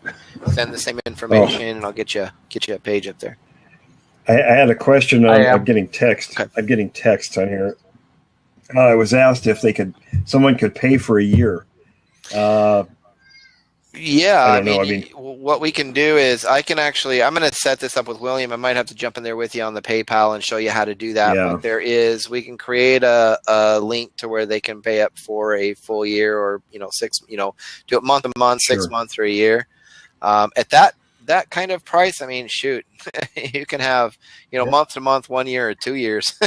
It's really, it's not horribly expensive. I mean, there are other podcasts that charge anywhere from $7 to $15 a month. So yeah, there's no way in the world I'd pay $15 a month for that. I'm sorry. Yeah, exactly. I mean, $5 is pretty reasonable. I think $5 is flipping awesome. That's pretty cool.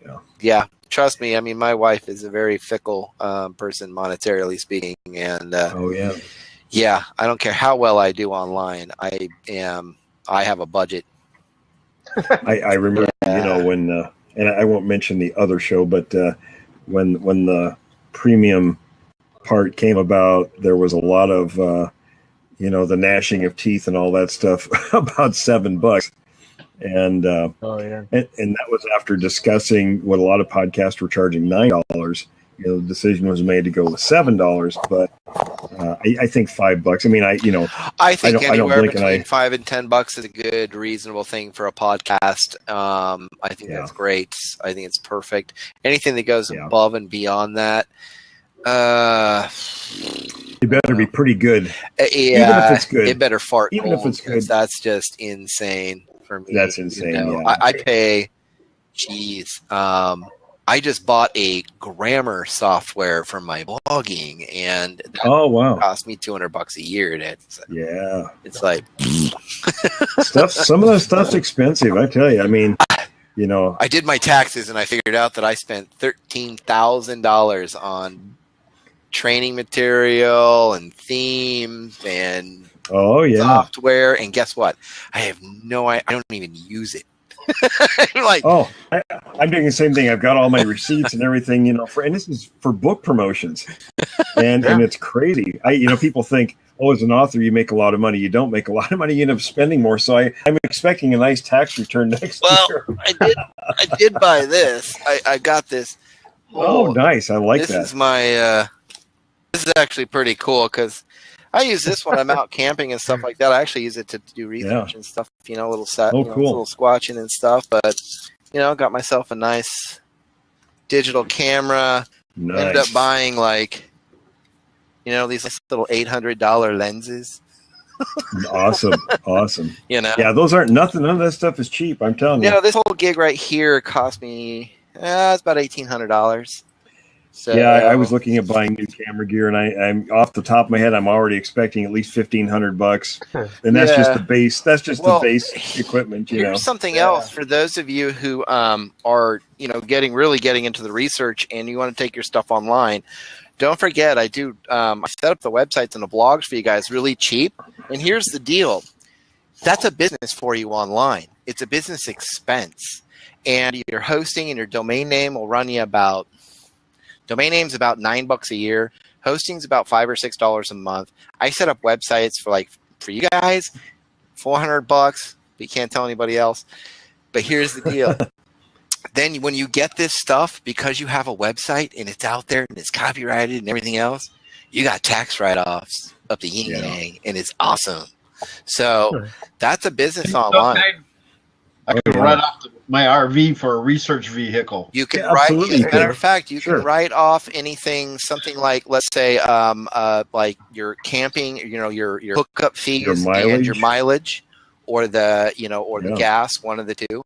In Oregon, I think for Fed taxes, it's one of the two now. It used to be both, but not anymore. Yeah, and I don't know if the registration and all that is a write-off yet or not, or still used to be.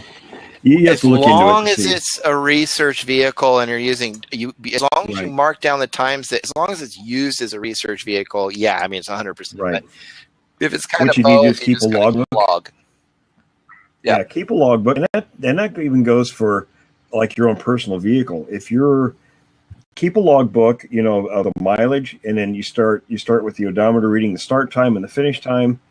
Log the number of miles. Log your hours.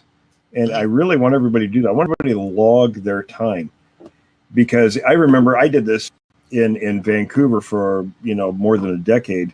Of course, all my stuff got destroyed in '98 in the flood. But I had all these books for every year. I logged an average of 1,200 to 1,500 hours a year in the field. And I can't remember that I had all the mileage down, but I was able to write off a lot of them on my taxes. Yes. And your online stuff, by the way, just to let you know, William, and the rest of you, if you have your own blog in your business for your Bigfoot research for your area, don't forget you can write the square footage off in the room off of your mortgage or your rent or whatever every single year. As a matter of fact, that saves me about $1,500 to $2,000 right off the bat. That's pretty good. That's pretty good. That's worth doing. Email me all that stuff. It's really, and I've got a great guy up in Idaho. His name is Scott. He's my tax guy, and he's like, no, dude, you can write this off, you can write that off, you can write that. Yeah. I write my cell phone bill off because I have to use it for marketing to test things that are on here. I do my marketing on here now as well, some of it. So all of that is a write-off. Even when I buy my coffee, I write this off because I share it on my website. Anything that's promoting what we're doing is a write-off. It's a write-off. Yeah. So that's why I tell people you should have a business on the side just for write-off purposes. Yeah. There you go. Awesome. Well, fellas, we should probably wrap it up for this week. We're a little over, not too bad, but thanks everyone for joining us. Nice. Check out my website, williamjevning.com, that David made. He's the man. If you want to have your own blog, looks cool. Get a hold of David. I like it. He'll put you an expert one together. Yeah, especially for you team members and stuff like that out there. This is a great write-off for you. Yeah. Great write-off for you. Plus, you can log all your information in there, and you can tie that into William's blog as well. So you guys can get that link juice together and get some visibility out there, and actually start promoting. You can make affiliate money off of William's books, and stuff, all that kind of stuff. So don't forget that. And be sure to go to the Facebook page, JRG Bigfoot Research page. I think we're about almost 640 members up there now. That's growing nicely. So if you know anybody that wants to, get away from the crazy stuff on the group pages, have them sign up on that page. And there's lots of crazies out there. So nice. bring them in for the cold. All right, fellas. Yeah. All right. Take care, guys. Next week. Thanks, David.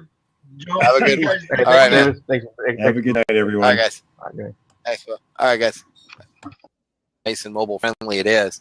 So that podcast will show up. And a lot of people ask about their phones, being able to hear it on their phones. A lot of people, when I've done podcasts in the past, they loved taking them and listening to them at work. Yeah. A lot of people work at nights or swing shifts. That's what I'm looking forward to doing. Yeah. It's just and here's another thing that's cool about the iTunes is that you guys can download them sometimes. There's a little download button. And a lot of people ask about that. Yeah, if William wants to allow that to be, that's that's fine. Just the biggest problem with that is that people stealing content. So that's the hardest part about that. But if you've got Wi-Fi available, you can get on the blog when we lock this down. It will be there. It will be available. So, and you'll always, you'll be able to, you'll have your own login, username, and password. Yeah. You'll set it up yourself. Yep.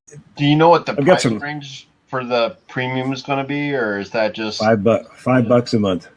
Wow, that's it. So right to begin with, each show will be $1.25. So you get 4 shows a month. Unless there's 5 weeks in a month, then you'd get a 5th one. But however that works out. But typically, basically a candy bar.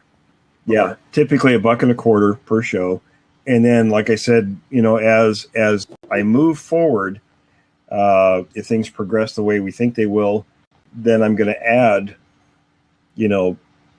shows we'll do with you folks out there in your locations in the field, your stories on location, and then my own field work. With our teams or myself in the field. So we're going to have a variety of things, that are on there all the time.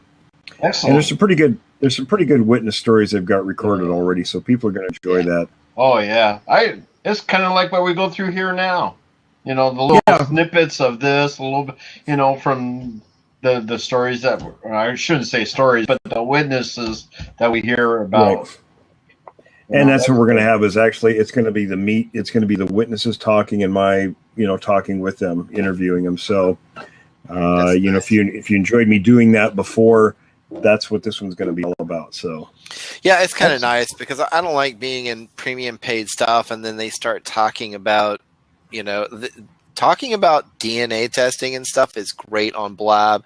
Talking about maybe getting a little bit out there with some people's, ideas and thoughts that can be a little bit much is fine on Blab. But just having straight up encounter stories and stuff is absolutely that's what I expect from it. And I expect to be scared out of my pants sometimes. So and some of those are going to be that way. I guarantee that. So yeah. Unless you're interviewing Mr. Black, then that's a whole different subject matter because then you're not just talking stories. You're actually talking, not just. Yeah, that was a hell of a trip. Talking about surviving in places we weren't familiar with. We got lucky on that one. Bunch of damn goofballs is what we were. Oh my God. But yeah, with that kind of heat, wouldn't be hairy anymore. Well, that's true if they got caught in the. He says, "Poor Paul." Oh no, he brought a lot of that on himself. Oh, by the way, Brian, Milo here is the Milo in the book. So, but yeah, there's some real great hotspots in Oregon. Geez, there's really, we can sit here and talk about them all day long because there's so many. That's like the Sierras here or the whole northern strip of Northern California, but all the way down into the southern part I had somebody asking me the other day about, they were surprised there were Sasquatch sightings, in New Mexico and even Texas. And I said, yeah, but there's also Mexico and South America. They're all down the entire continent. They're not just in certain places. They're all over the place.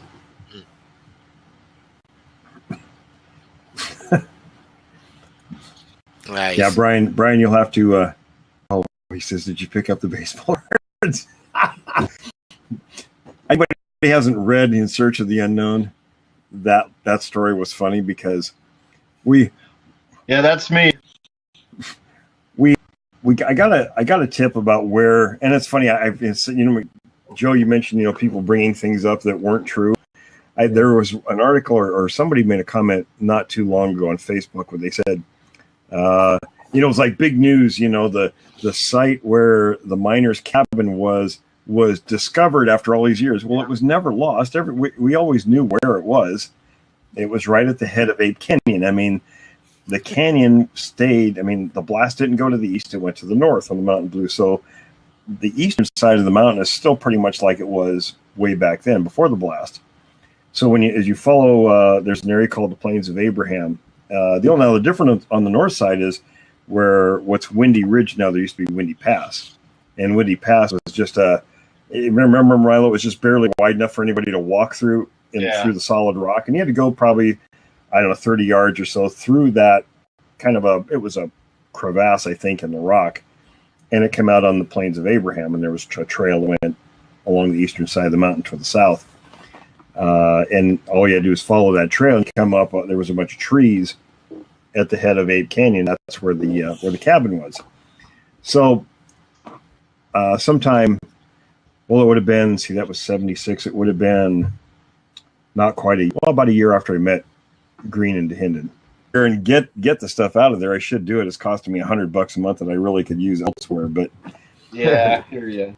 But that was some in Minnesota. But now that we've wandered way off topic here, I mean, I think we were kind of done with the DNA testing anyway. It was more interesting to talk about some of these, the events that we did. But I mean, like the hot spots in Oregon. And then there was the one, of course, in New Mexico, and I don't know if we really touched on that.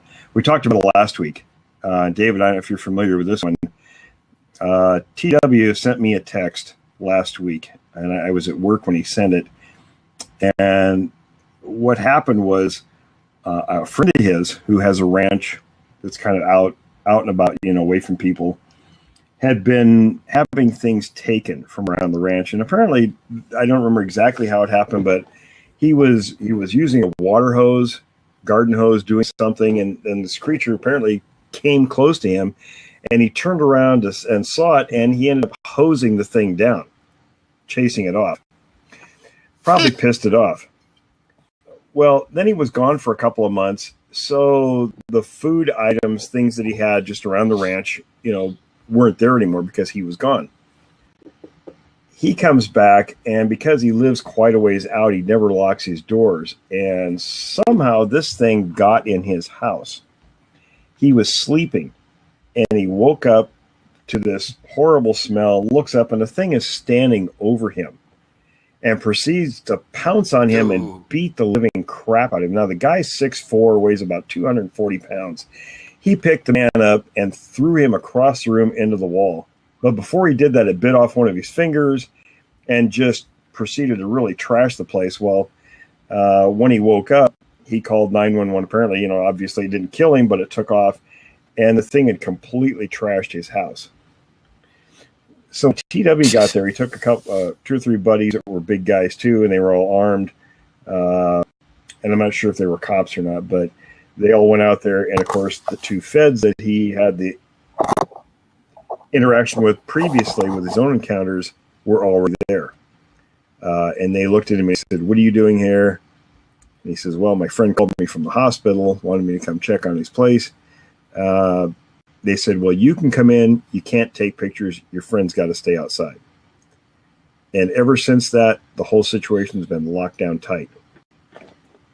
And we haven't been able to get any information on it. That is bizarre. My friend Mr. Black told me contacted him and asked what his thoughts were, and he says, not unusual. He knew, especially in the 80s, he said there were some great... Here too. So. Just have William can give you my email, and then you can just send email it address. to me. Yeah. Okay. So, yeah. And give me a little brief description, where you're from and your Bigfoot research stuff, and then I'll put your page together. Alrighty. And Joe, if you need one, if you're out there, you're doing the research stuff too, let me know. Send the same information, and I'll get you a page up there. I had a question. I'm getting text. Okay. I'm getting texts on here. I was asked if someone could pay for a year. I mean, what we can do is I'm going to set this up with William. I might have to jump in there with you on the PayPal and show you how to do that. Yeah. But we can create a link to where they can pay up for a full year, or, do it month to month, Sure. 6 months or a year. At that kind of price, I mean, shoot, you can have, month to month, 1 year or 2 years. It's really, it's not horribly expensive. I mean, there are other podcasts that charge anywhere from $7 to $15 a month. So there's no way in the world I'd pay $15 a month for that. Sorry. Yeah, exactly. I mean, $5 is pretty reasonable, I think. $5 is flipping awesome. That's pretty cool. Yeah. Trust me. I mean, my wife is a very fickle person, monetarily speaking, and I don't care how well I do online. I have a budget. I remember, when, and I won't mention the other show, but when the premium part came about, there was a lot of, the gnashing of teeth and all that stuff about $7. And and that was after discussing what a lot of podcasts were charging $9. The decision was made to go with $7, but I think $5. I mean, I think anywhere between $5 and $10 is a good, reasonable thing for a podcast. I think that's great. I think it's perfect. Anything that goes above and beyond that, it better be pretty good. Even if it's good, it better fart. Even if it's good, that's just insane. For me, that's insane. I pay. I just bought a grammar software for my blogging, and that cost me $200 a year. It's like some of that stuff's expensive. I tell you. I mean, I did my taxes, and I figured out that I spent $13,000 on training material and themes and software, and guess what? I don't even use it. I'm doing the same thing. I've got all my receipts and everything, and this is for book promotions, and it's crazy. People think, as an author, you make a lot of money. You don't make a lot. And we're like, wait a minute now. Kirk wasn't coughing, and he's got asthma. How come you're not coughing and Paul's dying of lung disease? What's going on? And Kirk just says, I just held my breath. Paul wasn't bright enough to hold his breath, which also happened a few days later when he poured black powder on the fire, and when it exploded, and he couldn't hold his breath then either. So that whole thing was funny. And of course, on the trip up Windy Pass the next day, and it was a long, tough hike up there. I mean, when we got up to the pass, we could look down, and the van looked like the head of a pin. If you held it out in front of you, that's how far down. It was probably, what do you think, Milo, 1 to 2 miles away from us down there?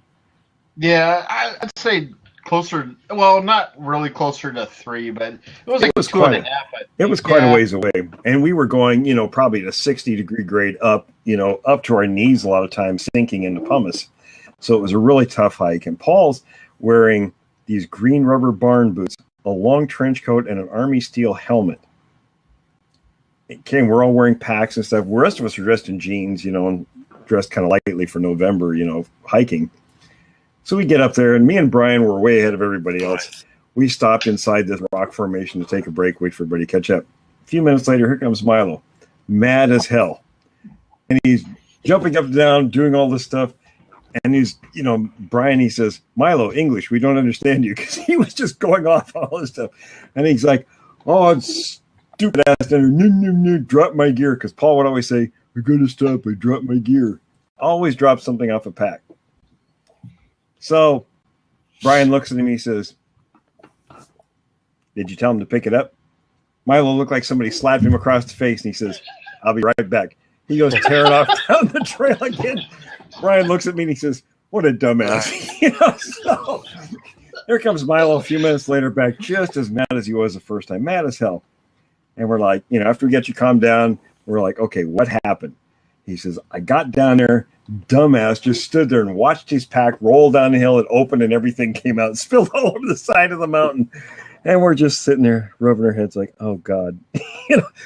So I said, okay, look, if he can grab something, tell him just grab what he can grab close. We got to get going before it gets dark because, we still got to go back out to the van and get the food and tent and everything.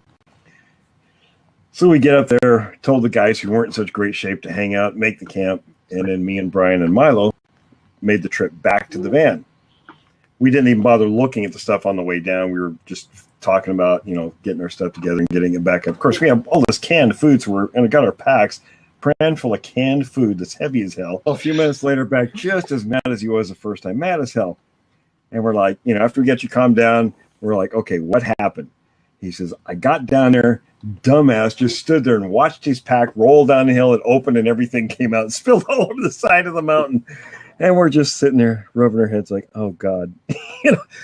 So I said, okay, look, if he can grab something, tell him just grab what he can grab close. We got to get going before it gets dark because, we still got to go back out to the van and get the food and tent and everything. So we get up there, told the guys who weren't in such great shape to hang out, make the camp. And then me and Brian and Milo made the trip back to the van. We didn't even bother looking at the stuff on the way down. We were just talking about, getting our stuff together and getting it back up. Of course, we have all this canned food, so we got our packs crammed full of canned food that's heavy as hell. And two of us had to carry this stupid tent. So we get up to where the incident happened, and we stopped for a break. And I don't know if it was you or Brian that went over to take a look. But one of the guys says, hey, come here and look at what dumbass brought.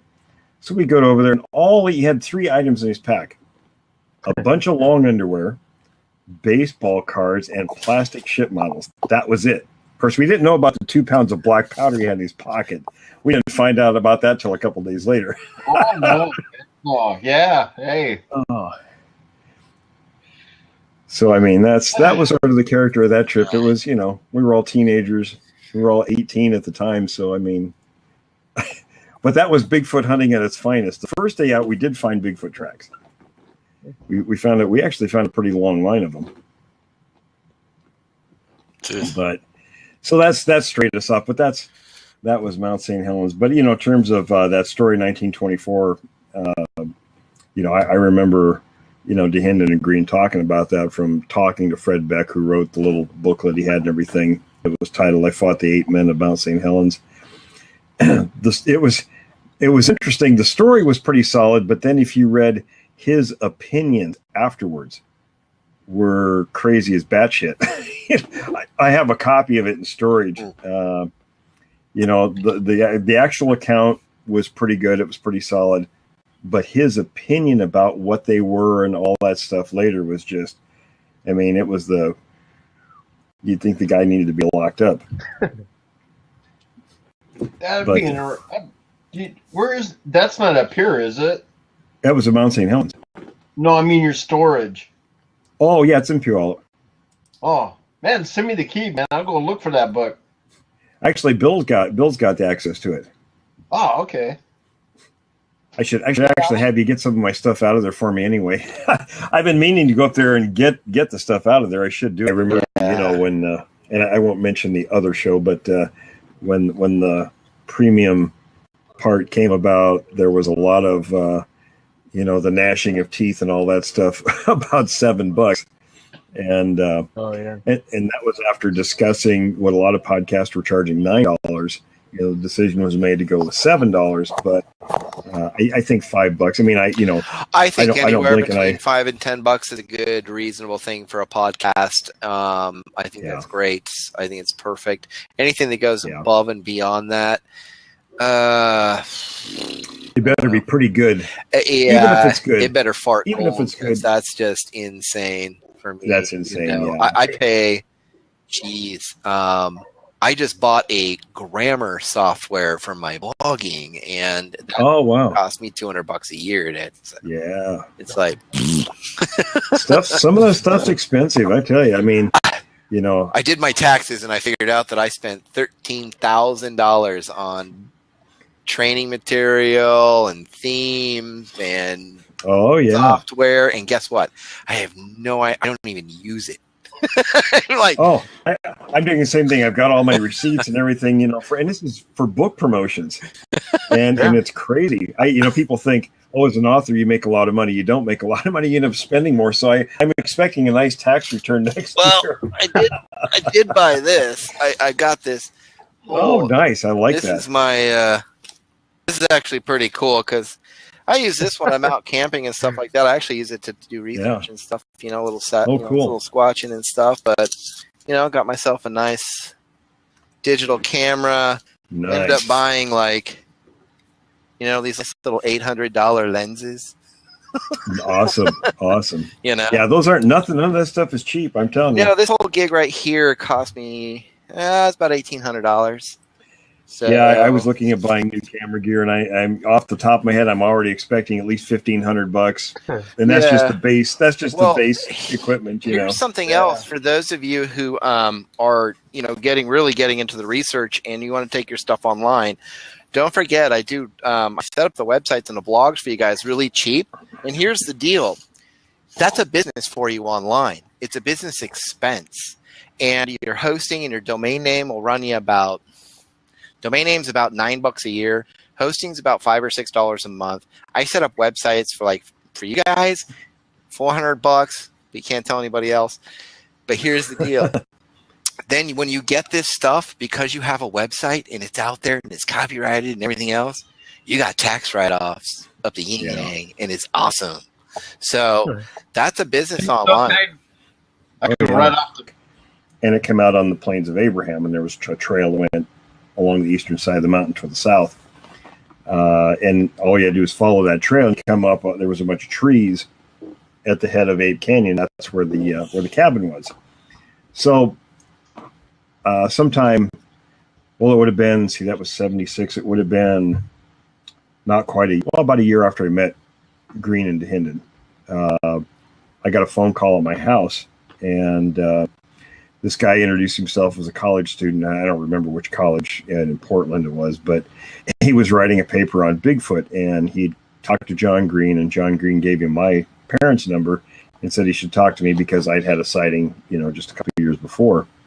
So we talked about what I'd seen, and then he says, by the way, have you ever, the story about the miners at Mount St. Helens? I said, yeah, it was in Green's book. I read that. He says, have you ever been there? I said, no, I've hunted elk, on the western side of Mount St. Helens with my dad and uncle, but never didn't go on that side of the mountain. He says, well, he says you should really go there sometime. Here's the directions how you get there, how you find it. So, 6 of us decided, in November of 1976 to take off down there, and it was an eventful trip.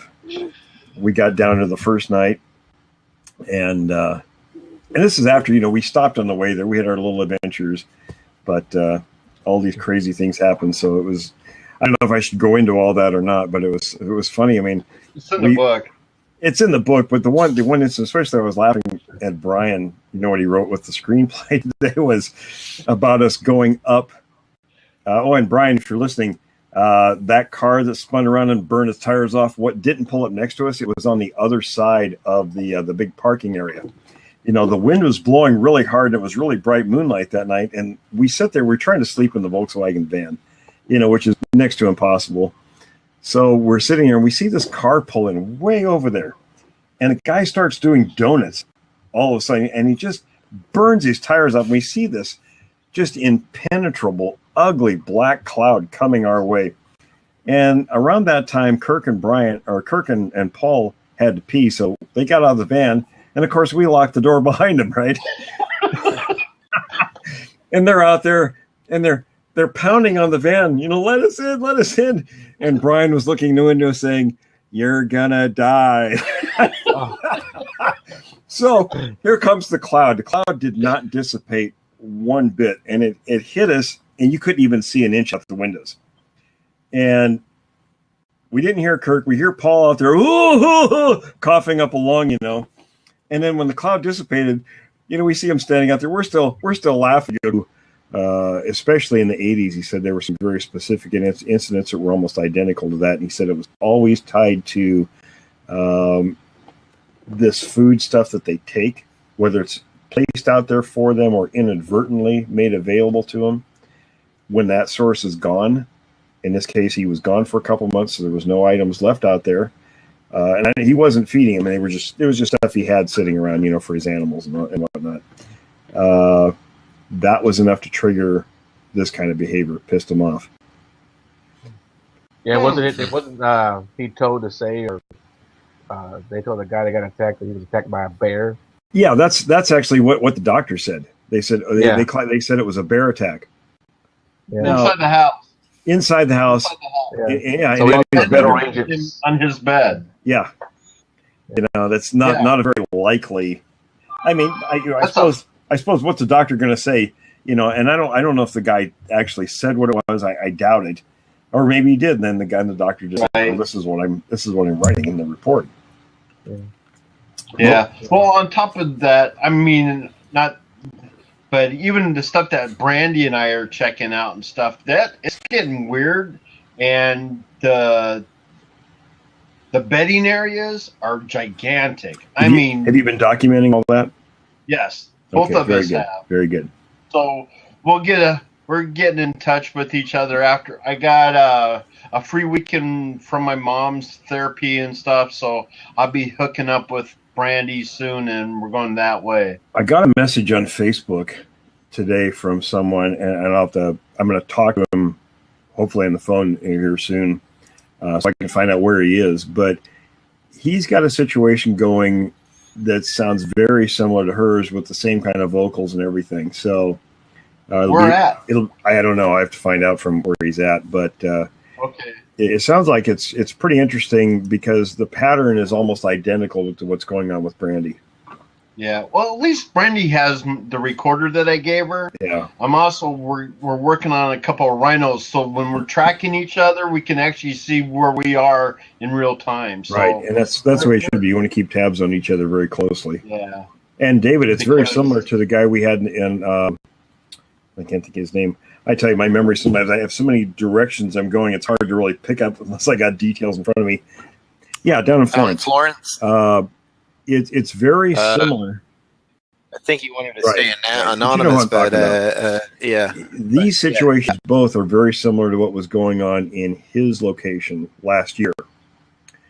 So we're getting, and that's something else we want to put in the database. And of course, when we get a chance to, we'll get the regionals and the assistant regionals once everybody's coming to take off with the newsletter. I mean, I don't know if maybe Glenda's not able to, but maybe that's something we need to do is find somebody that might be interested in taking that on, and Robbie can supply a lot of information, and then everybody else from different teams, so we can get teams highlighted in the newsletter and what's going on out there in the field. So that'll be in a newsletter on the site? Yeah, it'll be on the website. People that have signed up for the website, I think we have 549 people right now. That's how it works, right, David? That newsletter will be sent out to them on a whatever basis. Yeah, anybody who's on there will automatically get emails, and they'll start popping out like once a week. What'll happen is that we'll share with you like the latest blog post, and then also we'll share with you 2 links, one for the premium show, one for the blab, and then of course, and there'll be buttons there for you guys to go and visit these different things. So it'll be like 3 different things in the emails, but you get it once a week. And what I was going to do is break it down into blog post, button, 2 little side notes here for the premium show, this and that. In the premium show, I was going to ask, I was like, how many, you probably got a ton of you got a bunch of interviews I've had already. Oh, yeah. So any sneak peeks, like give us a few little sneak peeks of like where and, where some of the stories have come from, and anything that's kind of interesting, kind of like a trailer. Well, I can tell everybody that at least one of the shows, Mr. Black will be a guest. Oh. And nice. I know everybody's been waiting for probably the past 2 years for him to talk, and I have to disguise his voice, of course, but he said that he would do one of the shows. So I'm really looking forward to that because there's so much information that he has, and he and I have only discussed limited amounts because, electronically, he doesn't want to be traced that way either through texting or phone calls or whatever. But, we talk about things. We were actually going to meet in person when we're able to. And he's got a lot of information that he's going to share with me from all that. So it'll be interesting. I mean, and I'm trying to think, I always kind of space out the stories, but we have some pretty good stories. I've got about 3 months of shows already recorded. And really all I'm waiting right now, of course, is to get the intro wrapped up. And I did hear from the professional guy once. And then, of course, we have somebody else. Chris is working on one also. So pretty much whichever one gets it done first is the one we'll go with. So that's really all that's going on with that right now. But some of the story, when it came back, the sheriff saw it, had a conniption fit about the cost. Asked the deputy, what the hell, how did it get into the system? And he says, I don't know, they screwed up. And he showed him, that he only put it in for the $20 test, not the $20,000 test. But what came back was unknown primate. And even with a full spectrum analysis DNA test with blood that was fresh and collected properly by a professional, that's the best they could do. It came back as unknown primate because there's nothing definitive on the Sasquatch in any kind of system. So when people like Melba Ketchum, and some of the others make these wild claims about DNA, that's totally bogus. You guys have thoughts on that, or I just kind of throw that out there? So, man, I love the story. It should be in a book. Yeah. Yeah. Oh, there's some great stuff out there. I'm telling you. A small indie film. Yeah, there's just so many. I guess I don't know what you want to call it. People just come out and just say that they know for a fact that the DNA has been tested as human, has come back as human. People come back and they say it's been tested as or shown to be ape or something. And I don't know who to believe half the time, but. Yeah. Well, I see on this one, I'm using, and I got that directly from a police officer. Yeah. So, and from other police officers. So I know that chain of information is pretty solid. And they said that it came back simply as unknown primate. That was the closest it would get. Nice. So I mean, when people say, if they say, well, something was tested and came back human, well, my thoughts are, and this is just my guess, that probably whatever sample they took in was from a human. It wasn't from a Sasquatch. Unless you actually take a sample off a specimen, how do you know what it came from? Yeah. Stuff on trees or anywhere out there, it's just, the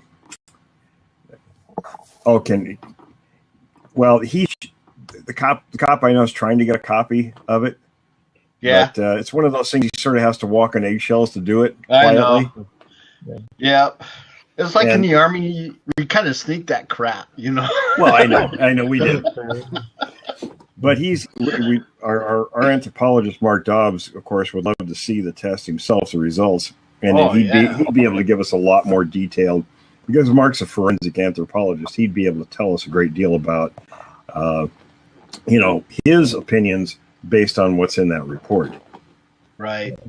Well, what's amazing? I mean, if the bike was up in a tree 10 feet, it already says that it probably wasn't even thrown. It was just probably slammed into it. Branch. I can't think of his name.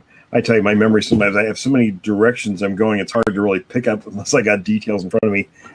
Yeah, down in Florence. It's very similar. I think he wanted to stay anonymous, but yeah. These situations both are very similar to what was going on in his location last year.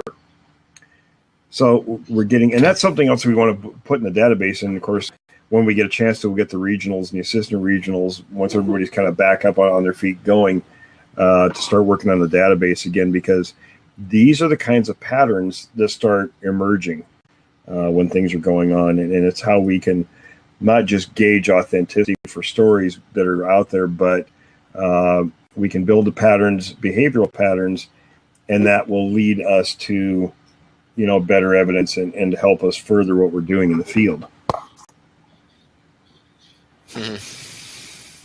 Cool. Yeah, that guy had some pretty crazy stuff. He did. That was a bad situation, and fortunately, we were able to kind of get it stopped. But there was a lot of fear there, for him and his children. Yeah. Yeah, he's still, I actually reached out to him about a month ago, and he said everything's kind of slowed down and it's been kind of quiet, but here and there. Said still, yeah. But that's kind of par for the course. See, now, we do know that the powers that be went in there and sort of took care of that. That's why they haven't come back and pestered him as much. But there were also things that we implemented told him to do that he did, and, was able to help prevent that from happening again. It's like Don's on. Yeah. Don, have you talked to Jeremiah lately? Jeremiah should be back with us soon. He's been out taking care of some personal business, but he should be back pretty soon. I emailed his sister Glenda, and I haven't heard back from her yet. But I shot her an email. Did you? She was working on the newsletter for the website. She actually has some of it ready to go, some of the stories or episodes ready to go, whatever you want to call them, or volumes or whatever. So hopefully we'll get that going. Nobody's really pestered me much about the newsletter lately, but hopefully we can get that up and going. And I don't know, David, Robbie Shaw has tons of material. That's why I was trying to get him to contact Glenda so they could work together and he could provide information for the newsletter. But Robbie's a great source for information. Yeah, I want to get a template put together and show them how to use the template. Then you can always have the one template looking email that always goes out, but you can change the imagery. Right. You can even put some adverts in there. A 15-year-old kid. Now, there was an area where, and I don't know, Milo, if you're familiar with the story or not, but there was this kind of a winding road. It was outside the town where this kid lives. He was at a friend's visiting, and it was about, 9, 10 o'clock at night when he figured he better get home. So he was riding his bike home, and apparently the county doesn't have a great deal of money, so they only put street lights on corners of the road or where there'd be potential accidents, things like that, try to create more visibility. So he had this feeling that there was something watching him. So he stopped his bike under one of these lights, and he turned around, and right behind him was this massive creature, and it was on all fours. And even on all fours, it was around 6 feet high. And then of course, it scared the hell out of him. So he went to take off on the bike. The thing reaches out, snatches the bike. The kid goes flying off over the handlebars and gets up and just runs like hell. Comes flying in his parents' house, and they all thought he was crazy. And even the deputy, when they called 911 after he insisted, so he got there, and they were talking, with the kid about this, and the cop was kind of like, well, are you sure that's what you saw? And the kid got pissed off. He says, look, I'll take you back out there and show you. I don't have any reason to make anything up. So they went back to the location where it happened, and that's when they found the bicycle up the tree with its frame bent. And then it wasn't long after that, the same deputy and the cop went out there together one night near where this happened. And I remember this because the cop was texting me while this was going on. It was live. I was on the computer sitting there, so I get this text message, right? And he's telling me as the particulars were unfolding. And he said, we're shining the light out from the cruiser out across this field. And he said there were eight sets of eyes out there, and then right behind the cruiser, less than 5 feet, apparently the alpha male was there, and it roared. Didn't just scream, it did the lion type roar that we hear people talk about. Yeah. And it scared him so bad, the deputy wet all over himself. And I told him, get the hell out of there right now.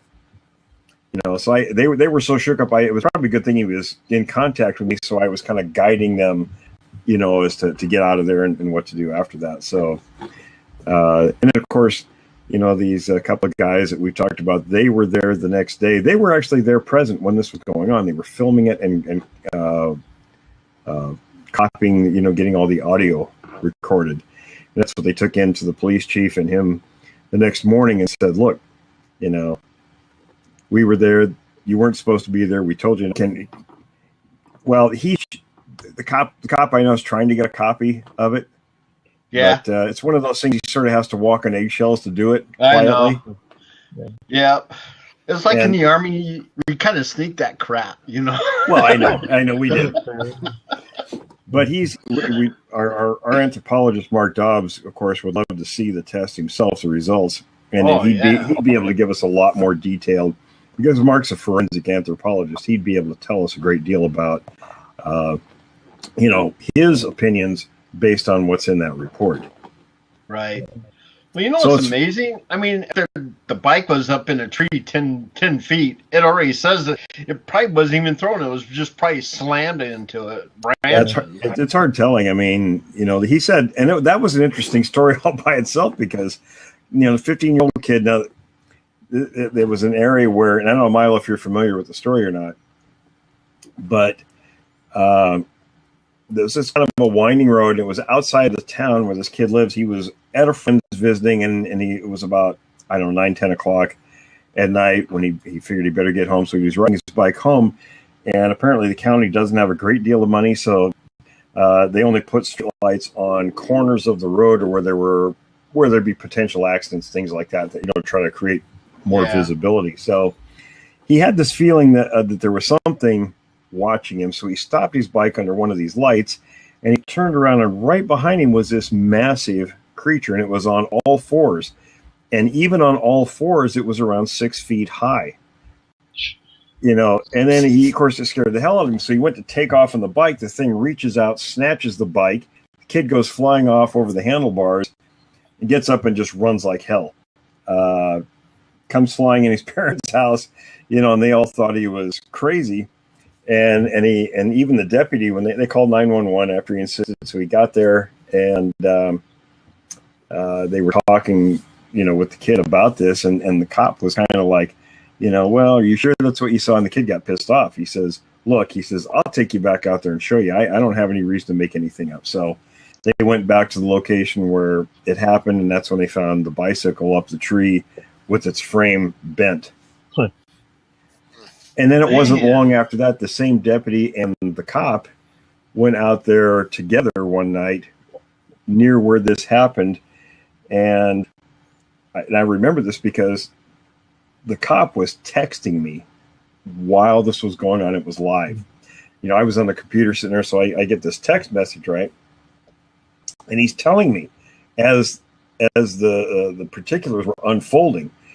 And he said, we're shining the light out from the cruiser out across this field. And they're out there, and they're pounding on the van, let us in. And Brian was looking in the window saying, you're gonna die. So here comes the cloud. The cloud did not dissipate one bit, and it hit us, and you couldn't even see an inch out the windows. And we didn't hear Kirk. We hear Paul out there, coughing up a lung, And then when the cloud dissipated, we see him standing out there. We're still laughing, because these guys are stuck in all this oily tire smoke. And we open the door, and of course Kirk says, "You guys are bastards."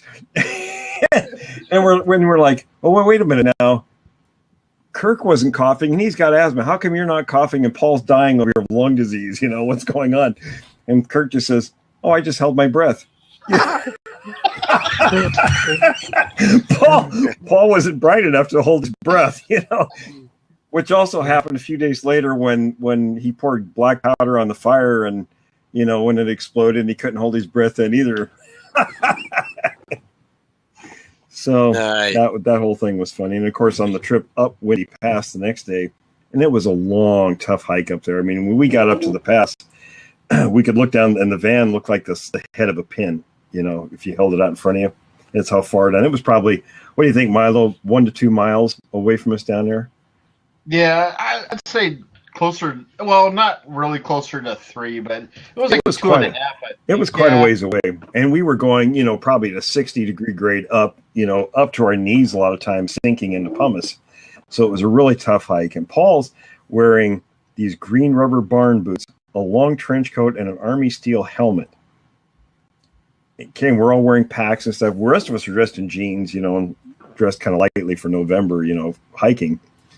So we get up there, and me and Brian were way ahead of everybody else. We stopped inside this rock formation to take a break, wait for everybody to catch up. A few minutes later, here comes Milo, mad as hell. And he's jumping up and down, doing all this stuff. And he's, Brian, he says, Milo, English, we don't understand you. Because he was just going off on all this stuff. And he's like, oh, it's stupid ass. Drop my gear. Because Paul would always say, I got to stop. I dropped my gear. Always drop something off a pack. So Brian looks at him. He says, did you tell him to pick it up? Milo looked like somebody slapped him across the face. And he says, I'll be right back. He goes tearing off down the trail again. Brian looks at me and he says, what a dumbass.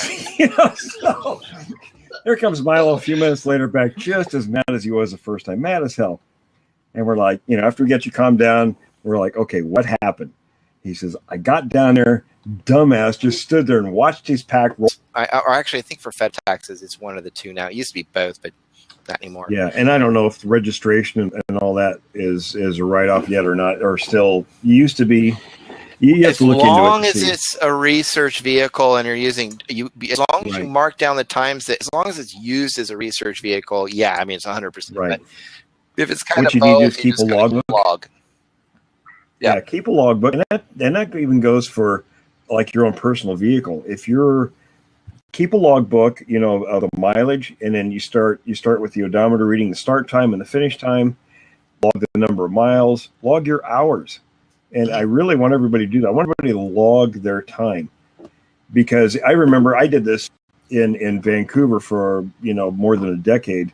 Of course, all my stuff got destroyed in '98 in the flood. But I had all these books for every year. I logged an average of 12 to 1,500 hours a year in the field. And I can't remember that I had all the mileage down, but I was able to write off a lot of it on my taxes. Yes. And your online stuff, by the way, just to let you know, William, and the rest of you, if you have your own blog in your business for your Bigfoot research for your area, don't forget you can write the square footage off in the room off of your mortgage or your rent or whatever every single year. As a matter of fact, that saves me about $1,500 to $2,000 right off the bat. That's pretty good. That's pretty good. That's worth doing. Email me all that stuff. It's really, and I've got a great guy up in Idaho. His name is Scott. He's my tax guy, and he's like, no, dude, you can write this off, you can write that off, you can write this. Yeah. I write my cell phone bill off because I have to use it for marketing to test things that are on here. I do my marketing on here now as well, some of it. So all of that is a write-off. Even when I buy my coffee, I write this off because I share it on my website. Anything that's promoting what we're doing is a write-off. It's a write-off. Yeah. So that's why I tell people you should have a business on the side just for write-off purposes. Yeah. So there you go. Awesome. Well, fellas, we should probably wrap it up for this week. We're a little over, not too bad, but thanks everyone for joining us. Nice. Check out my website, williamjevning.com, that David made. He's the man. If you want to have your own blog, get a hold of David. I like it. He'll put you an expert one together. Especially for you team members and stuff like that out there. This is a great write-off for you. Yeah. Great write-off for you. Plus, you can log all your information in there, and you can tie that into William's blog as well. So you guys can get that link juice together and get some visibility out there and actually start promoting. You can make affiliate money off of William. So he's got some other ideas that he's talking about. So we'll see if any more information comes along. But personally, of course, the witness and his son aren't talking at all. Right. So where do we get there? I think I'd leave more than a vapor trail behind me. Yeah. I always said, if that happened, one would break its neck on the trail of crap that I'd leave behind me. Yeah. Trying to catch me. It'd be like a slug trail for me, man. It'd be old Silver going down there. Just remember, just take somebody slower than you when you go. There ain't too many people that way, man. Everybody seems to be faster than me now. Uh-oh. Well, see, you need somebody like he who shall not be named as the bait. The thing is, I have to be pulling on him to get him going. Well, I just leave him in place, put a shirt on him that says the bait, and there he is, you know. Yeah. While they're having their way with him, then you run. Yeah. Well, here's a good question, William. Have you ever done any like research up here in Oregon? Where's like maybe 2 or 3 of your favorite places to visit? Well, anywhere around Mount Hood, of course, because that was, and on the north side in particular. You know, Peter Byrne years ago, he did all his stuff from the Dalles, which is east of Mount Hood. Not my favorite area. When we were doing a lot of work, southern Skamania County and the Columbia Gorge, there was a lot of stuff back and forth right along that whole corridor. So, and I had a lot of information from the north side of Mount Hood. So Mount Hood, absolutely. Out on the coast around Tillamook, that area is a good area. And then, well, I have a lot of favorite spots, of course. And then the southwestern corner of Oregon is very good. Around Brookings and I'm trying to Grants Pass. Yeah, I'm trying to think of there's a particular place where there. Mine was in between Grants Pass and Medford, Oregon, just east and kind of dead center to them. Isn't that around the Rogue? Yeah. Is that Rogue? Yeah. I used to live in Rogue River. Yeah. I whitewater rafted the Rogue River one year. No, me too. Several times. It's a crazy river. We were told we were going, and this is just a little side story. We were told we were going to be on these big rafts. Me and a couple of buddies went adventuring that summer. We all quit working and said to hell with it. We took off down the coast. We went to Concord, California, which is east of here now, and almost moved there. But then we ran out of money and said, well, we'll go back. And we ended up fighting forest fire out of Medford. And he woke up to this horrible smell, looks up, and the thing is standing over him and proceeds to pounce on him and beat the living crap out of him. Now, the guy's 6'4", weighs about 240 pounds. He picked the man up and threw him across the room into the wall. But before he did that, it bit off one of his fingers and just proceeded to really trash the place. Well, when he woke up, he called 911. Apparently, obviously it didn't kill him, but it took off. And the thing had completely trashed his house. So TW got there. He took 2 or 3 buddies that were big guys too, and they were all armed. And I'm not sure if they were cops or not, but they all went out there. And of course, the 2 feds that he had the interaction with previously with his own encounters were already there. And they looked at him and said, "What are you doing here?" And he says, "Well, my friend called me from the hospital, wanted me to come check on his place." They said, "Well, you can come in. You can't take pictures. Your friend's got to stay outside." And ever since that, the whole situation has been locked down tight. And we haven't been able to get any information on it. That is bizarre. My friend Mr. Black told me I contacted him and asked what his thoughts were, and he says, not unusual. He knew, especially in the 80s, he said there were some very specific incidents that were almost identical to that, and he said it was always tied to this food stuff that they take, whether it's placed out there for them or inadvertently made available to them. When that source is gone, in this case, he was gone for a couple months, so there was no items left out there. And he wasn't feeding them. And it was just stuff he had sitting around, for his animals and whatnot. That was enough to trigger this kind of behavior. It pissed him off. Yeah, it wasn't he told to say, or they told the guy that got attacked that he was attacked by a bear. Yeah, that's actually what the doctor said. They said they said it was a bear attack. Yeah. Inside the house. Inside the house. Yeah. So on his bed. Yeah. That's not a very likely. I mean, I suppose what's the doctor going to say? And I don't know if the guy actually said what it was. I doubt it. or maybe he did. And then the guy and the doctor just Right. said, well, this is what I'm writing in the report. Yeah. Well, on top of that, I mean, but even the stuff that Brandy and I are checking out and stuff, that it's getting weird, and the bedding areas are gigantic. Have you been documenting all that? Yes, both of us have. Very good. So we're getting in touch with each other after I got. But yeah, I mean, there's some real great hotspots in Oregon. I mean, geez, there's really, we can sit here and talk about them all day long because there's so many. That's like the Sierras here, or the whole northern strip of Northern California, but all the way down into the southern part. I had somebody asking me the other day about, they were surprised there were Sasquatch sightings, in New Mexico and even Texas. And I said, yeah, but there's also Mexico and South America. They're all down the entire continent. They're not just in certain places. They're all over the place.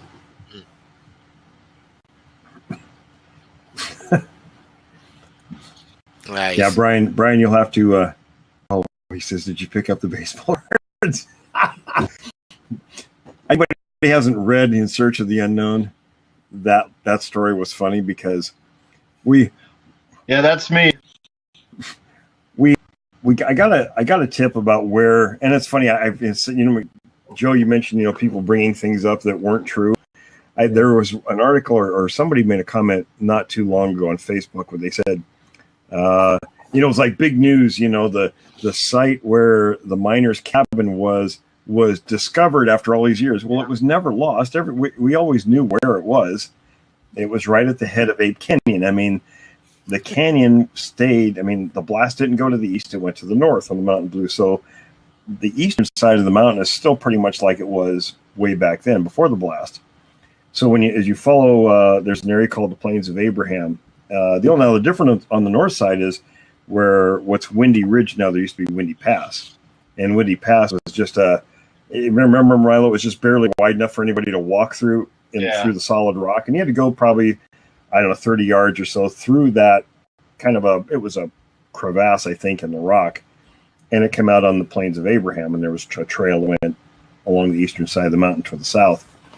And all you had to do is follow that trail and come up. There was a bunch of trees at the head of Ape Canyon. That's where the cabin was.